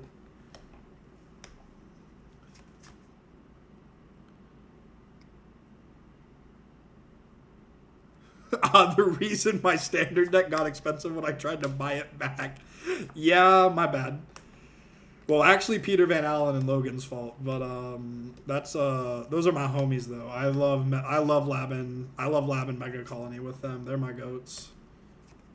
Yeah, shout out to this card getting reprinted because like between the Geese and this card, bro, it was like the entry problem where like this card was like $40 a copy, and then the Geese was 200. So you were paying $360 before you even bought any of the rest of the cards, and that was when Gridora was still a little bit expensive too. So, yeah. Deck's busted. Doesn't Solemn pilot this once? Yes. Noman was the one that told him about it. Fun fact. Noman, yeah, we're like a bunch of us were in a group chat when we first started talking about this deck. And then Noman's like, bro, Bugs is broken. I just didn't get on this wave until after Gridora got hit because I really like Darkface. Plus I had some nice versions of Darkface. So I was like, oh, I don't want to play this. But yeah, like I have these SPs coming in. I have the frame rares for the Rizurumi. I don't have the SECs yet for this, but I really want to get them. I have the SPs of the Madonnas coming in. I have the frame rare of Maple, and then I have the SGR Obtees, and that's the only thing I'm missing, and then I can just swap my SP Harmonix in, but everything else is in a high rarity. So, yeah, I'm just literally missing that stuff. But yeah, so cool. Let's talk about this deck. Let's talk about this really cool deck. And any anti-Mega Colony. I can't say mods ban them because I don't have mods, but I also don't feel like banning people. So we just give you the finger of shame if we have any anti-Mega Colony, anti-Gridora enthusiasts.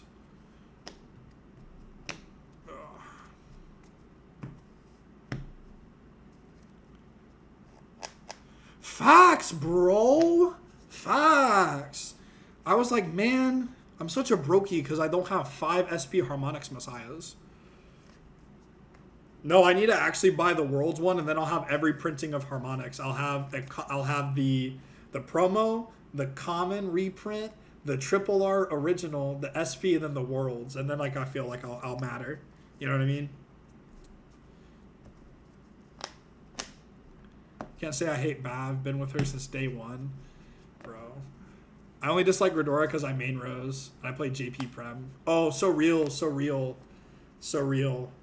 No, my one friend is a Night Rose. It's also the friend that really likes Naru. He plays Night Rose and Naru a lot. Yeah, because having a card I can spam for 4 turns and say you do nothing is broken when at 2 it's fine. Like, not gonna lie. Like, you just don't get the, oh yeah, I'm gonna play 4 turns of you do nothing. That's where it's broken. I accept my finger of shame. I apologize. Yeah, long live Gridora, bro. I'm a Gridora supporter, and I wear that badge proudly, bro. So yeah, we'll do this same like I did for here. Yeah, really low grade 3 count. I like the yeah, suffering at facts. So you see a lot like smaller grade 3 count, which is why I'm playing the 4 Dorcas, just because I have to ride this. Like, if you don't ride Mythiarch, you're losing. Yep. Gridora would tell you not to play the game. No, I never forgot. Like, when I first was exposed to Mega Colony, I thought that card was so busted, and I was like, yeah, but like the main deck sucks, so they're never gonna hit it. And then the main deck became good with Order Colony, and then it's just been like around since because they gave us Blister, and I'm like, oh, this is fire. So I've been playing it on and off. I see Jules and I see Gridora. I'm scooping. Actually, you have some counterplay against that deck. Like, you just have to find ladder though, and like you actually just like auto win. Not gonna lie. Unless you're playing the bad Brilliant, then like I cheesed one time because I was teching it because like I like 2 of my friends played Overlord for locals, so I like teched it in just to be like, oh, I auto win turn skip if I see them. But yeah, these are your calls off Gridora now. You're one of Gridora. Most of the time it's the Inlet Pulse just to get the soul back, so that way you always are like threatening the I have 4 soul in case I can Megiddo stride with the Delphina. For Delphina, because she's the GOAT. This infinite persona rides is broken. Watch me damage check ladder is so real. 3 popcorn. Actually, I've been thinking though, and I ordered one the other day. Oh, is it not in here? Did I move it again? Am I an idiot? I may be an idiot, guys. Chat, I may be dumb. Chat, the scholar may be stupid. Yeah. Oh my god. Did I move it? What did I do with it? Bro, I had like these stacks of cards that were like irrelevant cards. Oh no, they're in here. Yeah, my bad. Guys, it's been a long work week. It's been a work week. I'll just tell you all that. Work for the government, kids. They love you. I am thinking low key though, and I brought the FrameRare to yesterday, just so that way I could get it. And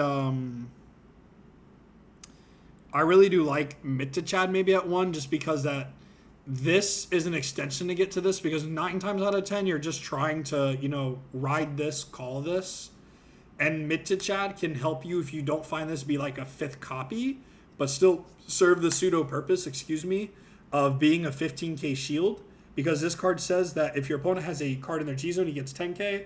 But if they have a face-up card in their G zone, it gets 15k, or it gets plus 10k, so it becomes a 15k shield, and it becomes a 10k beater though. I really would like not like to look out like on the beater, but like it is what it is. I think as a 1-up, like it would be fine. That's why I'm just like thinking about it, because like it still serves the same shield role. But this card's phenomenal in the grade 2 game. This is what plays Garafa, just because we don't have the luxury of CB anymore.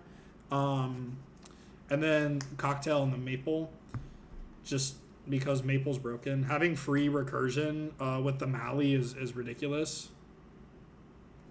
Yeah, the popcorn's so busted, bro. Popcorn. I saw that card. Okay, so I was real talk. I was talking to Logan because I was just like been sitting on this clan, and I was just like thinking, I'm like, bro, what do we play over Garafa? And then Logan showed me popcorn, and I went, you're on crack. And then I played the card, and I was like, oh my god, this is broken. So I really love popcorn. Popcorn is so good. Of course, like I said, for Dorcas, you need to play this. Can't wait to get my SPs, bro. I hope they come in tomorrow. They may come in tomorrow. Everyone give me the good vibes that USPS, you know, delivers my cards a day early. 3 Moth. Moth is more so like of a luxury. Like as crazy as it sounds, like paying the CB2 for the Opti doesn't feel as bad. Like sure, like you don't feel as bad doing this, but like literally you'll just call this to the outside column, so that way the Riruzumi can be here. And then the Delphina 9 times out of 10 is what's in front of the high class Moth, just because she gains power. So like she doesn't need a booster in theory. So yeah, high class Moth, 3 Blister. This card, like,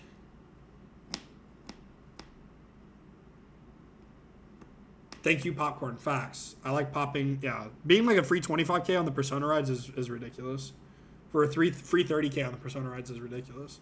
3 Blister. I don't know how I feel about this card, to be honest. Like, I feel like Blister is now like rediscovered new purpose in the way of like, I'm not playing this card because of the effect. I'm playing this card about how it forces my opponent to play.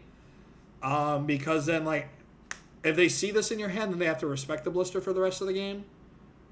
And they'll never try to put you in a position to where like you are forced to play the Blister, if that makes sense. Like this card is more of a deterrent than like you're actually using it for its skill. It is though a really nice card in the grade 2 game to like put behind a popcorn on the side, and then you're asking for 23 on a rear guard swing, and so that way it beats over a defensive trigger, which is like broken and bugs, which is always going to try to fight for the first stride.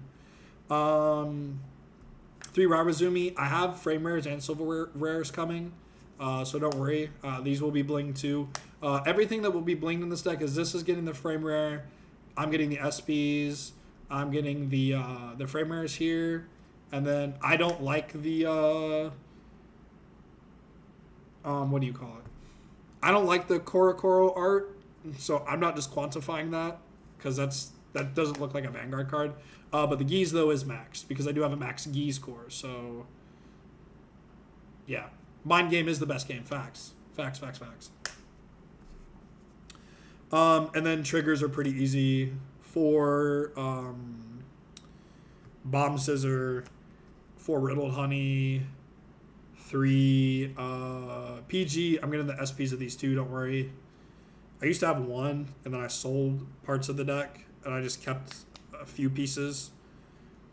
And then the 3-1 split, and then the Blessed Favor. You don't have to play any fancy OT. I think the Blessed Favor just gets you draw 2, which is important in bugs, like to just retain the hand advantage. This is really important. You play Geese, though, because you get access to Megiddo. For those that don't know, you can stride Megiddo in this clan if you just include Geese in the main deck, because of how they did Stoicheia, you can get both Megalonica, Zeroth, and that too. I'm a fan of making my opponent think more because then they misplay more. Yeah, but I mean, though, like, most players, though, will know this matchup. Like, I feel like what a lot of people did is they got off this deck just because it's not hurt the dirt, spam Gridora, you know what I'm saying? And, like, everyone, though, that's playing this deck knows their matchups. Like, if that makes sense. Like, if you're playing Mega Colony this format, you know all of your matchups. You know how to play in the loot decks. You know how to play in the Rogue or, like, the counter meta stuff. So, like, they're not brain dead. So, like, you really have to know your matchup in Gridora, like, outside of stuff. Because there's just sometimes where, like, you know, the OT just kills you. Like, because I can't call anything, right? So, you just have to be mindful. 1 Messiah, 1 Gridus E, 3 Mali, 3 Obtees. I have my SGRs coming, bro. I bought 4. I found a playset for 4. I found a playset and I was like, I need, so I copped. So I am redeeming my It Smells Like Broken here because these are like $50 a copy. So shout out. Overwhelm, the GB8, Megiddo, of course, because the Megiddo turns ridiculous. And then 5 G guards. How's Shiranui and Luard doing in premium? Shiranui's rough. I would say out of the 2, Luard's a little better. Shiranui has to play Zanki. I think, like, if you just play G Luard, like, you're getting a lot of good value. I really like playing Crest Luard. I actually have that deck too, in the same box as Spikes. I did a combo guide. If you want to check out my channel, I have a deck profile for Crest Luard and a history guide.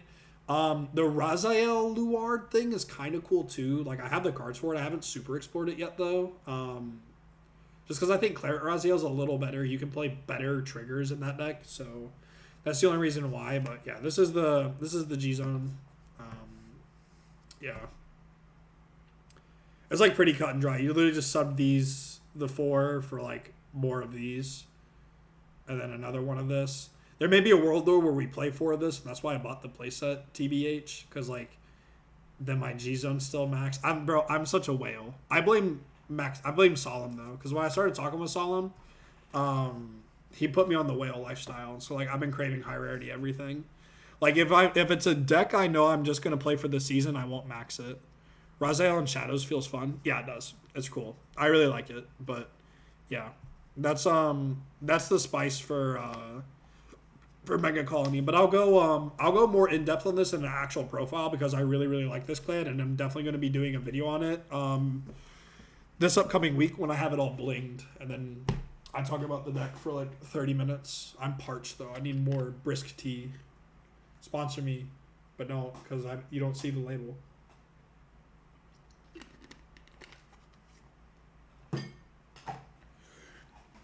Bro, could you imagine?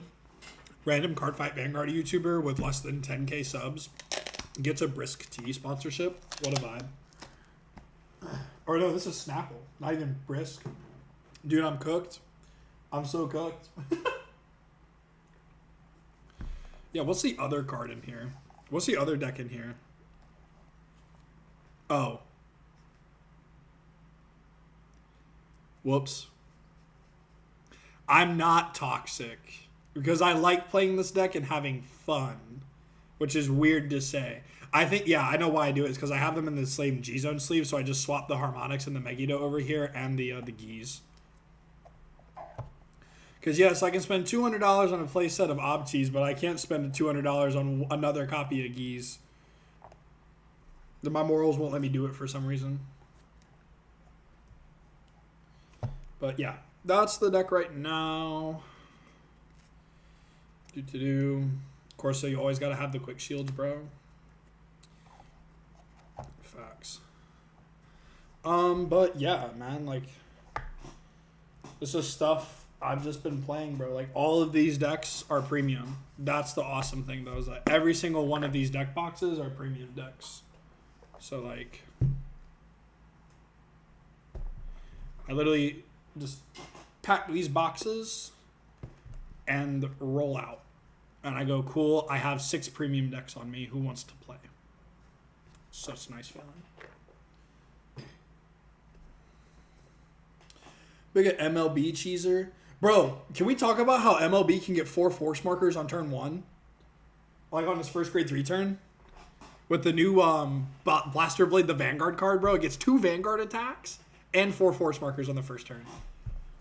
Bro, that deck is so much fun. I watched my boy Richard play that deck, and I was like, yo, this deck's sick. So I had a great time. I'm not gonna lie.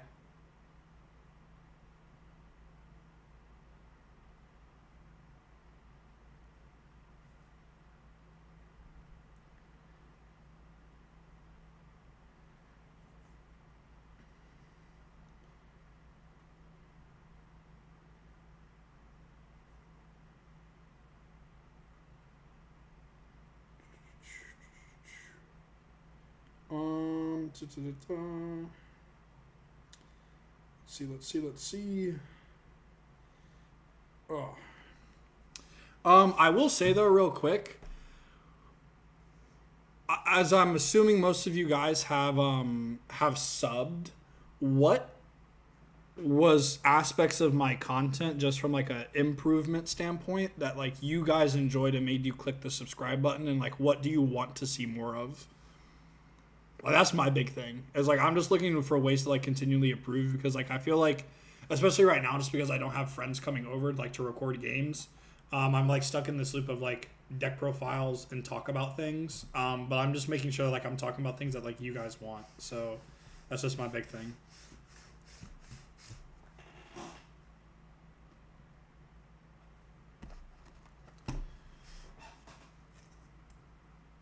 I love how you're very energetic. Thank you, fam. Thank you.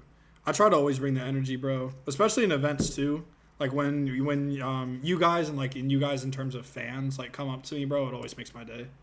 It's always so sick. I have a great time with you guys. Like coming up and saying like, "Hey, I love your videos. Hey, I love doing this." Like you guys are a lot of fun to interact with. Honestly, I liked the premium games because it's a way to peek in the form without playing the deck inside circle too. Yeah, it's very quiet. Yeah, I just love doing the commentary because, like, okay, eventually I'll be tied into more tournaments. And then I want to be doing commentary eventually. Like, I love talking about the games, like, more so than I love playing it. Just because, like, it's not that I hate the game. I really love the game, but I love just talking about it and, like, providing the insights that I have that some people, like, don't have. And so, like, that's why I really like commentating a lot sometimes. So, like, I want opportunities to do that more, so I'm just going to create more. I have something cooking up that I will be announcing here probably at the start of the year if everything goes to plan. So that way you guys are about to get some like really cool content mid-year next year, around the July area. Like stay tuned for like something huge that's coming. But yeah, do you guys though like the hand cam? Because I explored with the hand cam, but like I feel that that's too much going on from like trying to provide a top-down angle. Because like I think you guys can see my hand pretty well. I know I tried the hand cam when I had more of like the camera at like this angle because I didn't have an overhead rig yet. But that was just my thing. It's like I just didn't know if you guys appreciated that at all. That was like my more of my angle per se. Yeah, I am going crazy.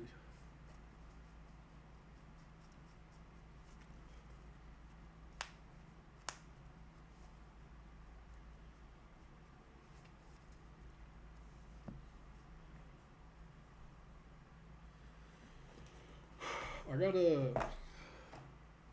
Also, I know I am sponsored by a lot of folks, and Dual Spec has sleeves similar to these, but these are my over sleeves of choice. If you guys wanted to know, I really do love the broccoli sleeves.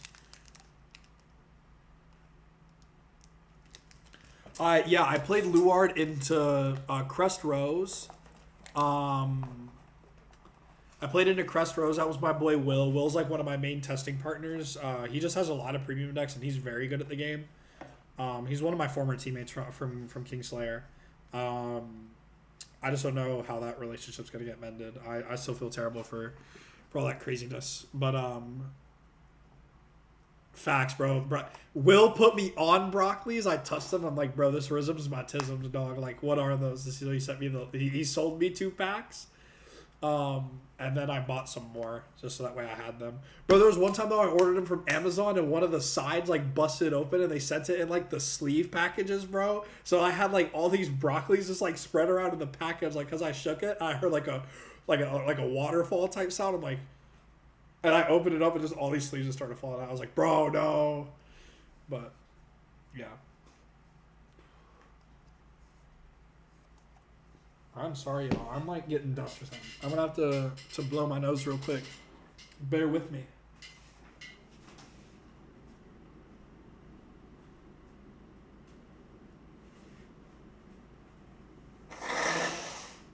God, that's so gross. Human body's cool but disgusting.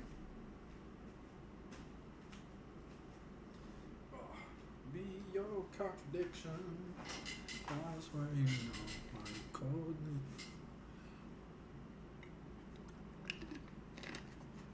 coldness. Would you guys for deck profiles like for these to be like, for those to be like more edited? Like, would you like copies of the cards coming up the screen, or do you think like the distance from the mat for the angles that I have those profiles at are good enough to where those cards are legible? Because I just want to make sure that you guys can read the cards. Because like I do explain their effects, but like sometimes people just like to click through. And I still want them to get the information out of the profile that they need. But I've also never understood, like, if you're going to click a deck profile and you're just going to skim the list, then why are you...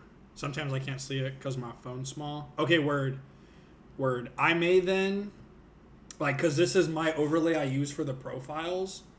I'll, of course, like, I'll have it for the... I'm biased as an editor, so I like seeing flashy things on the screen. Lamau. So real. So pop those cards out. Okay, sick. I might do that. I might like do that for the Mythic Colony and just see. My problem is like I'm so busy, so like I'll give you guys like a little look into my life. I wake up at like 6:30 in the morning. 6:30, 5:30, depending on what I want to do. And then I'll go to work by like 8:39, get off at like 4:35, come back and but like it's just there, you know what I mean? So like it is what it is. And so that's why it's like the editing process for me just is so tedious. So it's like I really want to get the videos to you guys and I want it to be the higher quality, but like I also want to get the videos to you guys. That's why the Week of Great Nature was a little rough for me, to be honest.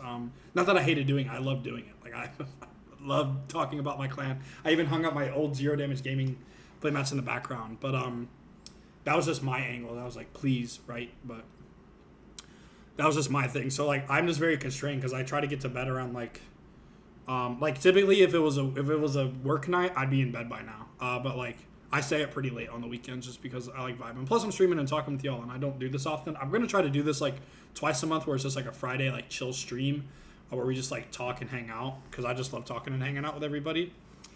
But let's see homie says. So when did you start playing Vanguard? I started playing Vanguard when I saw the anime, and I said to myself, let's give it a try and like it. I started playing in 2013, 2012. I can't remember the exact year, but it was when the Vanguard first came out. My cousin Zach, who got me into like all of this stuff between like anime, card games, Pokemon, Game Boy, all the nerd stuff. He was my intro into nerddom, and I loved him for it because like this is so much like cool stuff of mine. But with that, right, he like handed me my deck because I just learned how to kind of like play Yu-Gi-Oh, but I wasn't good at it. Mind you, this was like 2013. I was like born in 2003, so like I'm a jit. I'm like a 10-year-old kid. I'm like I like that card because it looks cool. So I built this like hodgepodge of all these old, like all these like cards on the floor. Like I had like the Savage, girl Heal Guardian, like Savage Healer from Tachikaze with like a Mega Colony card, and then I had a Royal Paladin card, and then like bro, it was like the Extreme Five of the Extreme Fives. I swear to God, like all of the clans were out in my first original deck.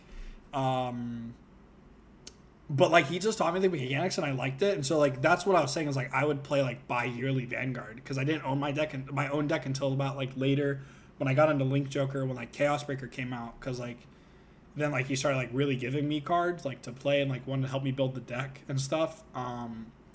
So then I really got into it, and then I started playing like more competent decks like ZTB and stuff like around like late G era, and then the V era switch happened like 2016 2017, which is still crazy, but like I started playing Vanguard like real competitively in 2019. Like that's when I went to my first regionals. Like the sub regionals. It wasn't a BCS, but it was like a sub regionals because I was still in high school. So yeah, it's like it is what it is. You know what I mean?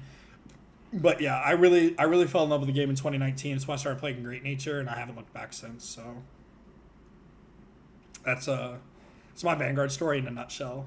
First BCS top though is first this past season. So I've like topped smaller events, but I have not had a BCS top in a while. So or ever. So getting one this past season was kind of nice. Even though it was top 32 and Eldo Breath stopped my run, it is what it is. So that's also why I'm salty about OTs, bro. It's just like they prevented me from topping or going higher in my top cut runs. So I really think though, hopefully that I can do really well this season. I want to only really go to events though where they have both standard and premium, just because I'm not a fan of how they just didn't make the buddy fight thing a sub event. You know what I'm saying? Like they could have done that, but they should have. Like if you're holding a world finals for premium, you still should be holding premium. Vanguard Zero is what really pulled me back. I will say though, Vanguard Zero had elite art, and I'm so sad that we didn't get the Luard SP art like for Zero, because them giving me the Big Belly Zero art was so cool. It was just so janky the first time I played it, because I was like, yo, why are like my grade 3s like triggers? But the Zero Championship promos though, like the physical cards, the Chaos Breaker, I like want a copy of that because that card's so pretty.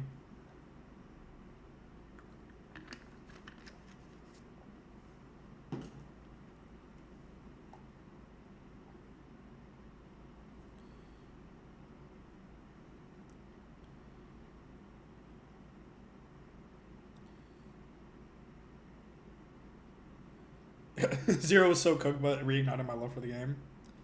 That's so real.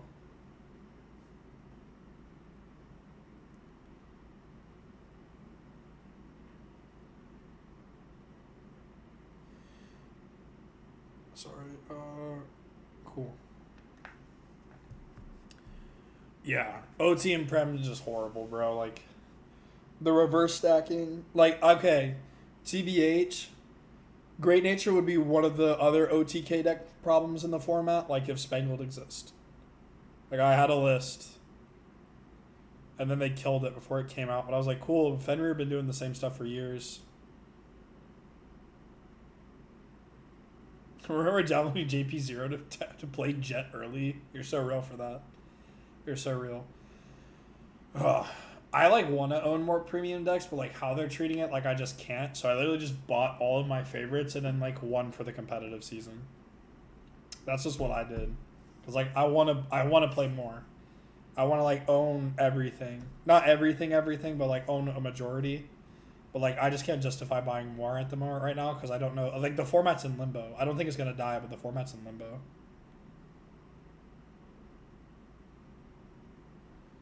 Yeah, no, Zero wasn't handled the best. They could have been a little bit better, but like at the end of the day, Bushiroad's gonna move how Bushiroad wants. TBH.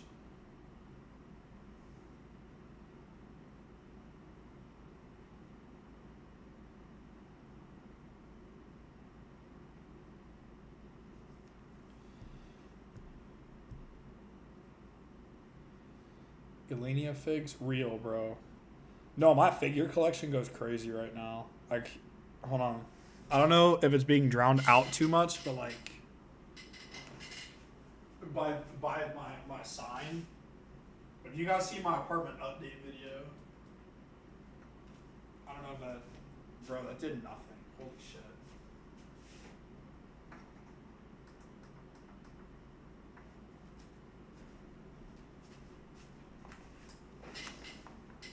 You guys can see it a little better now. It's not drowned.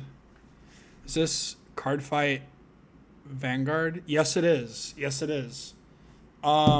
We've just been yapping.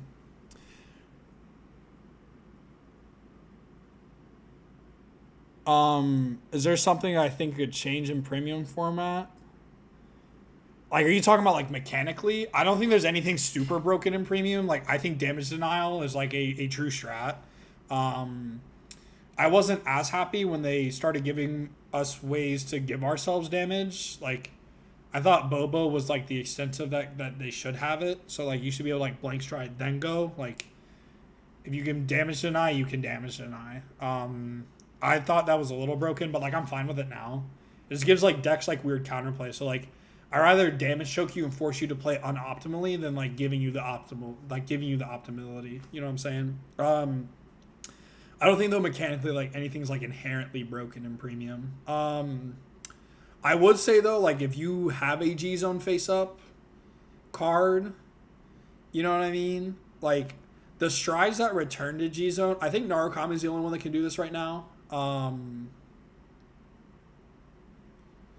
I'll finish answering Histrov's collection, but Jamie, I'll get to yours. My big thing right now is like I'm scared for if they go to design another premium set, they give us like Stunverse type strides for more clans or heart copiers, right? But like I'm more concerned about Stunverse type clones where they just, you know, go back to the G Zone. Because then you can history stride on top of those. Cause like right. So like, cause let's say like this was a Narukami grade 3. I ride Vanquisher, right? Then I go to my stride step. I stride Stunverse.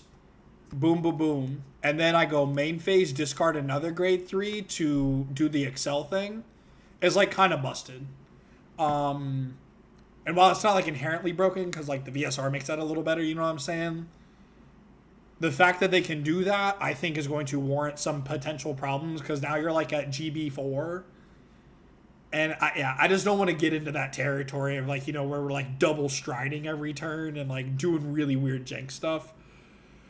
I would say though, for premium support, like, and I answered this earlier too, like you have to,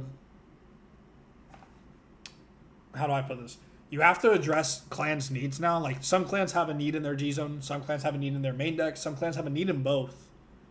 And some decks are pretty complete for the most part. So like I wouldn't power those decks up anymore. I'd give them more utility strides. Maybe like how to play into you know, a control matchup a little better. That's why I really like Kraukrok for Shadow Paladin TBH.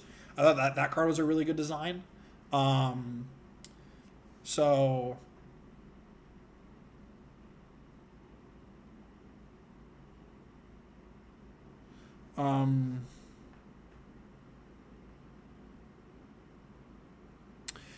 yeah, Javier, yeah, for sure. So my thing though is like for me, like as a competitive player, this is just like why I've always been hesitant to do it. And I know like other creators have.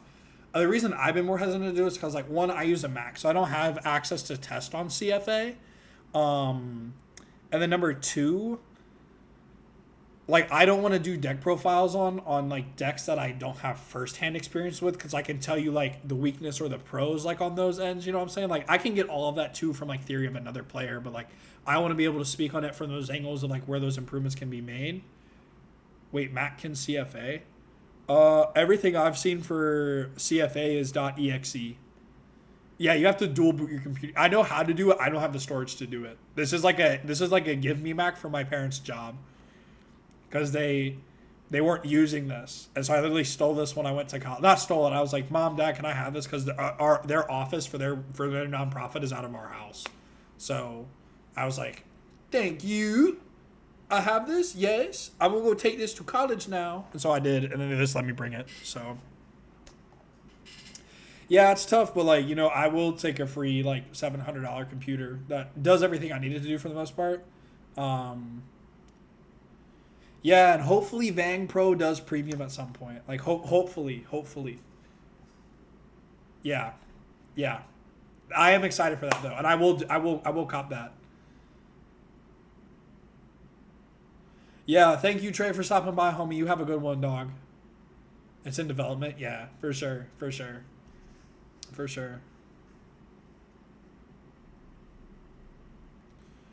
Yeah, we can maybe do a deck log or something. Yeah. I'll think about it for sure.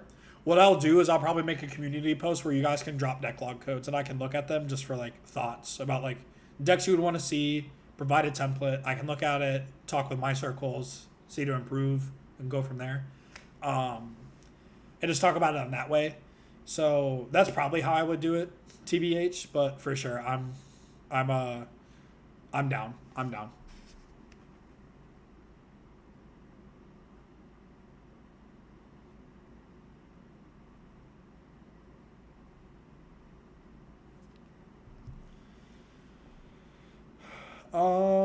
Yeah. Did anybody say any other questions? I just don't want to have people think like I'm ignoring them, bro. Is Yasuye doing all right in premium? Yasuye, bro. Marakumo needs help. Marakumo needs abysmal help.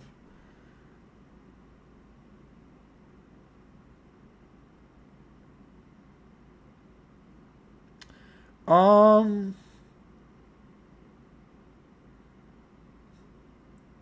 Yeah, low key. Do you want to drop those? I'll just put those into a note on my Mac. Um.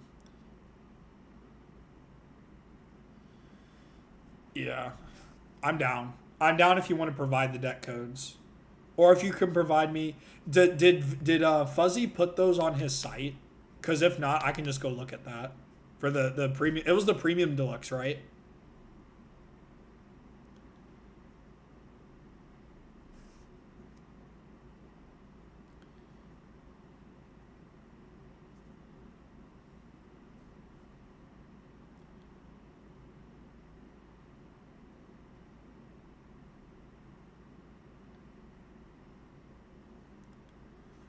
Can always check. That's so true. That's so true. It's actually in a Discord I'm in. So real. Let's look. Let's go to VG Paradox chat. Uh,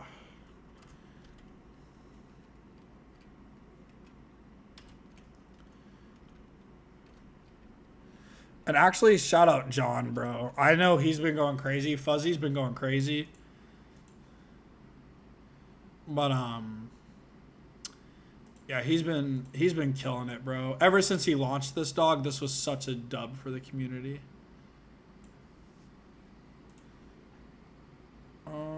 Can always check. Oh. Oh no, I don't think he posted it. I don't see it. Yeah, cause. Or no. Oh yeah, no, that's a standard team format. I need the premium. Maybe this is the Grand Prix. Hold on, I may have found it.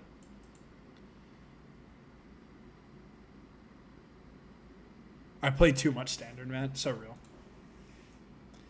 If I find it, I'll pull it up, and we can do it.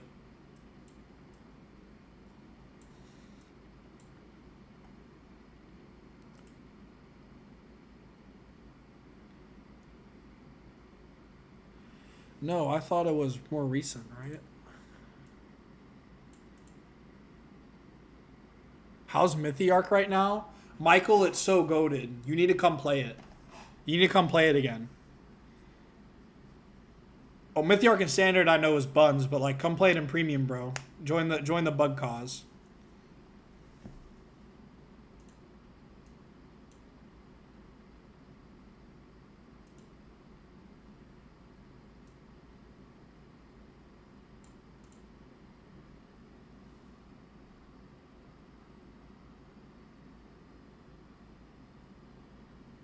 Horrible.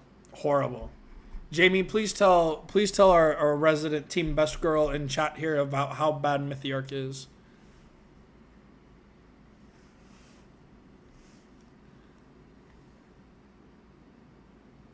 In standard, it's cheeks, my boy. My boy. And copying all these. And boop. Done deal. Okay, cool. Chat, do I bring these up? Oh, I did the thing. Hold on. Stop a second. I gotta transform this. I don't know why I flipped. Nope. I flipped the overlay. Chat, no. Where are the... Oh, no. Come on. I'm not being smart, guys.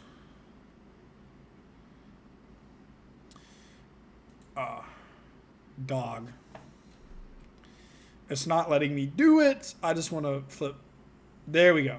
Cool. My bad, guys. My bad. My thing's been bugging on me.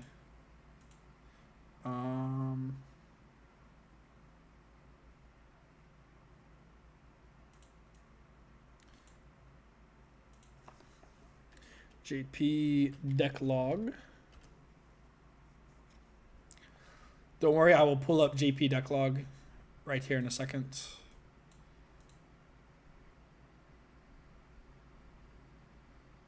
Why are you upside down? Yeah, because my my thing sucks. Hold up. Let's go here. Let's pull that up. What do you mean, dog? Oh. I'm in the JP deck log and it's saying that one doesn't exist. Oh, wait, no, that one does, though. Oh, an Angel Geese list? Okay, cool.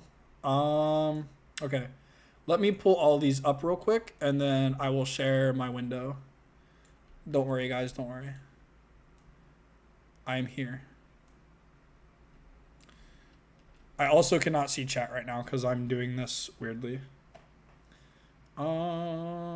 Where is it at? V, Command V.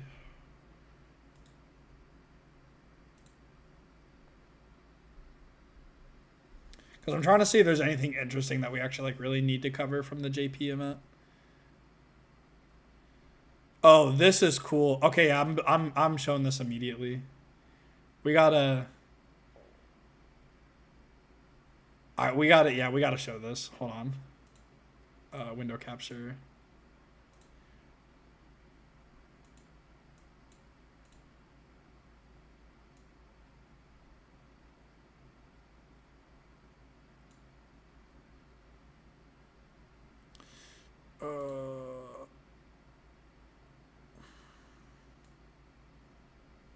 Boom. All right, cool. This is sick. I'm not going to lie, bro. This is really cool. This is like a Danger Lunge OTK type thing. Oh, what is this order? I have no idea what this is. This is a Regulus piece, but I don't know what it does. Can someone tell me what this card does? I'd greatly appreciate it.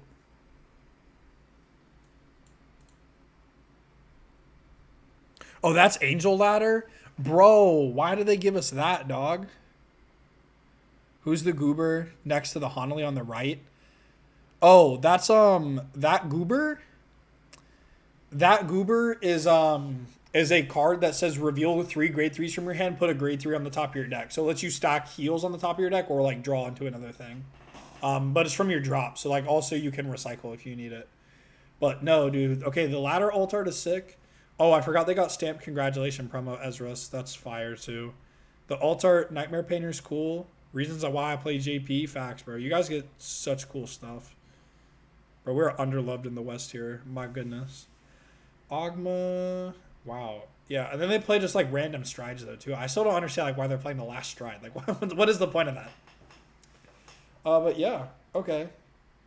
Is this Ryan Kai? I have no idea. I have no clue, bro.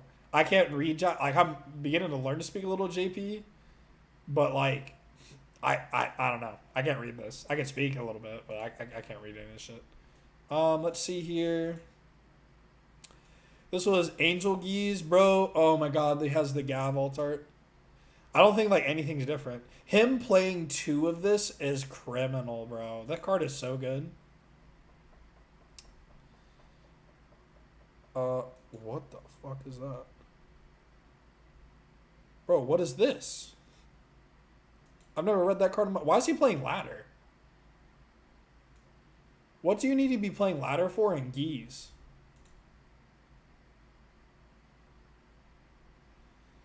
This looks like a Ryan Kai deck. Oh my god. Standard tech, whoa. Yeah, bro, this is crazy. I have no idea what that card is. But no, this is kind of neat. I'm glad to see JP still plays like decks like this though too. Because like I feel like every time I look at a Japanese tournament, it's so like wonky. It's so wonky. Let's see what this deck list is. If it comes up. Shoot.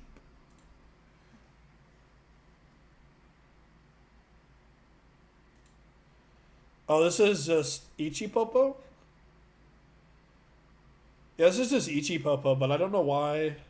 Oh, well, because they still have Reverence Rush.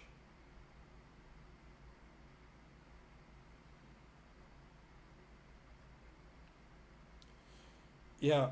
Bro, does everybody in JP just have, like, the SP Harmonics, bro? Because now, like, I've seen 3 lists that have just shown the SP Harmonics, dog. Like, what is happening? Or does Bushiroad not care about rarity anymore? And so everyone just puts the SP because it looks better? Dog, because this is seriously the 3rd list that I've seen the SP Harmonics in, bro. Like, bro, it's here. It's there. Okay, hold on. We're going to post in one more.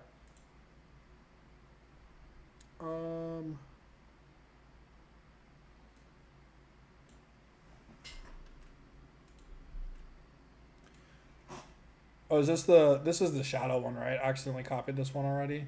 No, yeah, no, this was the angel one. My bad, chat. Let's see what this one is.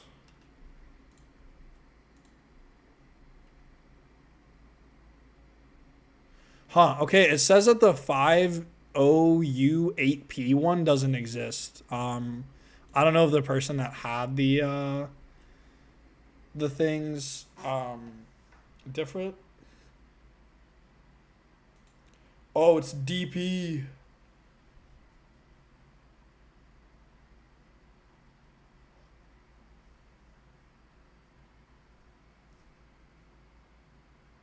Bro, Michael, you gotta be trolling, bro. Geese protects the Zeros. Oh, I mistyped it. That's an O? Okay, hold on. Let me try that real quick. No worries, fam. We thank you so much for providing these lists. These are like actually super dope. I will remove this. Oh, it's a Nui list. Oh yeah, they just get to play Crest. Okay. Yeah, this okay. Okay. Not everybody has SP Harmonics. Cool. Cool to see. Alright. Yeah, so we just have Dialider. Is this Chris?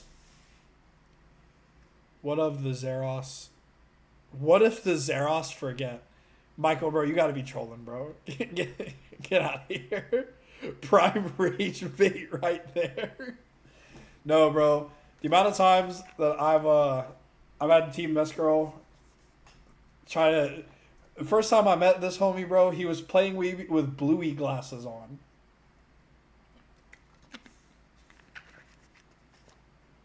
Two seasons ago.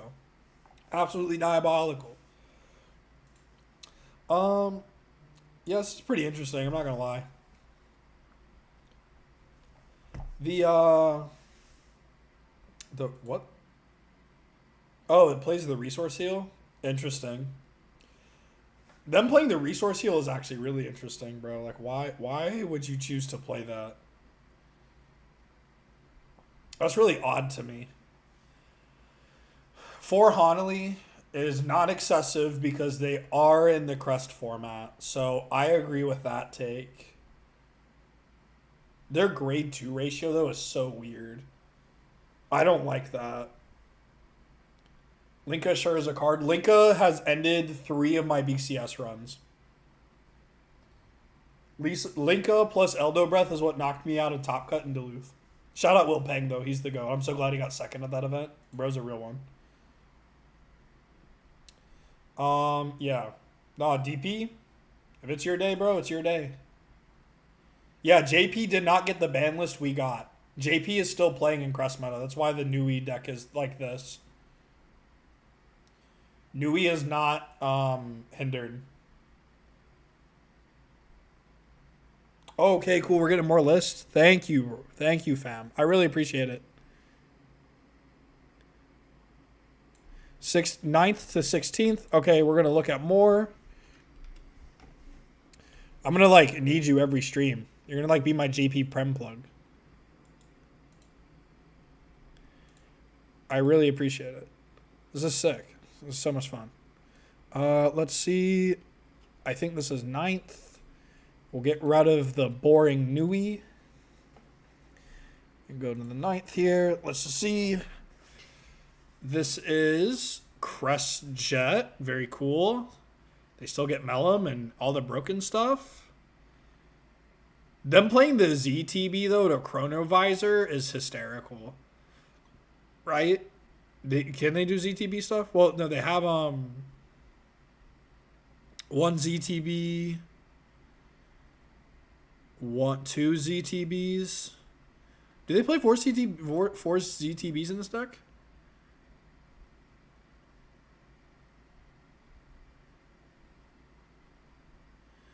I don't.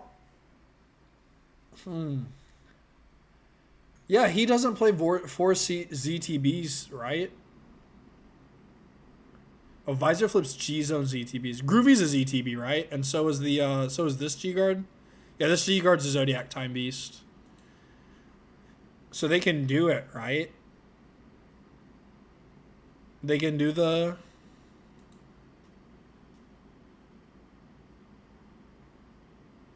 Yeah, you just need G-Zones. The G-Guard's flip from face down. E kind of. It's for Grand Blue. Or it's for Generation Break. No, okay, I see the vibe. I see the vibe. Low-key, that's good disgusting, though. Because you put him back down. Yeah. Valid. Cool. All right. Next list.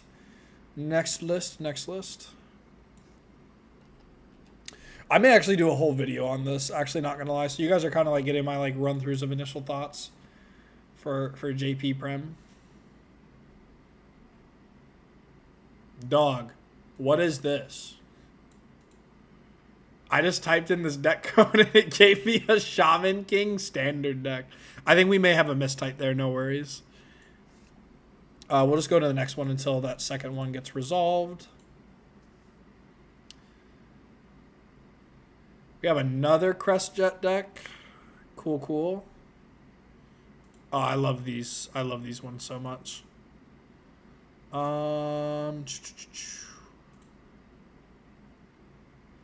P5. Oops, P5. FN P5. Okay, let's see if this is it. Oh, did I? Oh, I forgot the 2. My bad. That is user error. Let's see. Oh, sick. Let's go. Spike Brothers in the chat again. Let's get it. Oh, wait. Did JP actually able to put the... Dude, they get to put the Stride denoters? Dang it, man. I'm so mad that English Decklog doesn't do that yet. Like, it should just be put in the hot stamps, bro. I don't know why they don't. No, okay, so this is still, like, Galley, though. This isn't Hellheart 8. It plays both. Wait, hold on. No, this plays both packages. What the hell? Yo, this is actually kind of sick. They play V Mecha Trainer, though. Although they get SPV Mecha Trainer. Bro, this is broken. I love this, though. Dude, this is so sick. Awesome. Cool. I really like that list. That one was cool to see. What is this one here? Harry. Good stuff, Harry. Love that we know this deck still gets the crest. Broken card, dude. Absolutely broken card. This is the Rudy list. Is that what Rudy qualified with for Worlds? Or is this what Rudy's playing right now?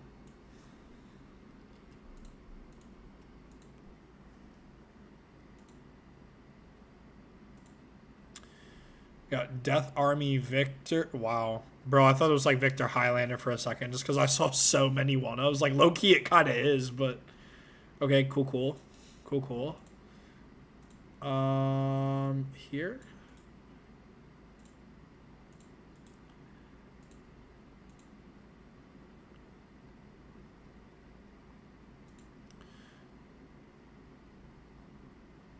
All I remember is the Spikeless played both engines. Yeah, I know they're still doing that. Harry is fair and balanced. You're smoking crack. That deck high rolls, you die, bro. What are you talking about? Yeah, cool. This was my baby. This is the deck I got my top with. I miss this deck. I miss Largolf, actually. I think that's the card I missed most out of everything, bro. Largolf was so good. And then for the finale, paste, go. There's another Spike Brothers list. Wow, JP's playing Spikes again? This is crazy. Why is the Max G Garden? Oh my god. No, this is cool. The OT choice is very interesting, but yeah, okay.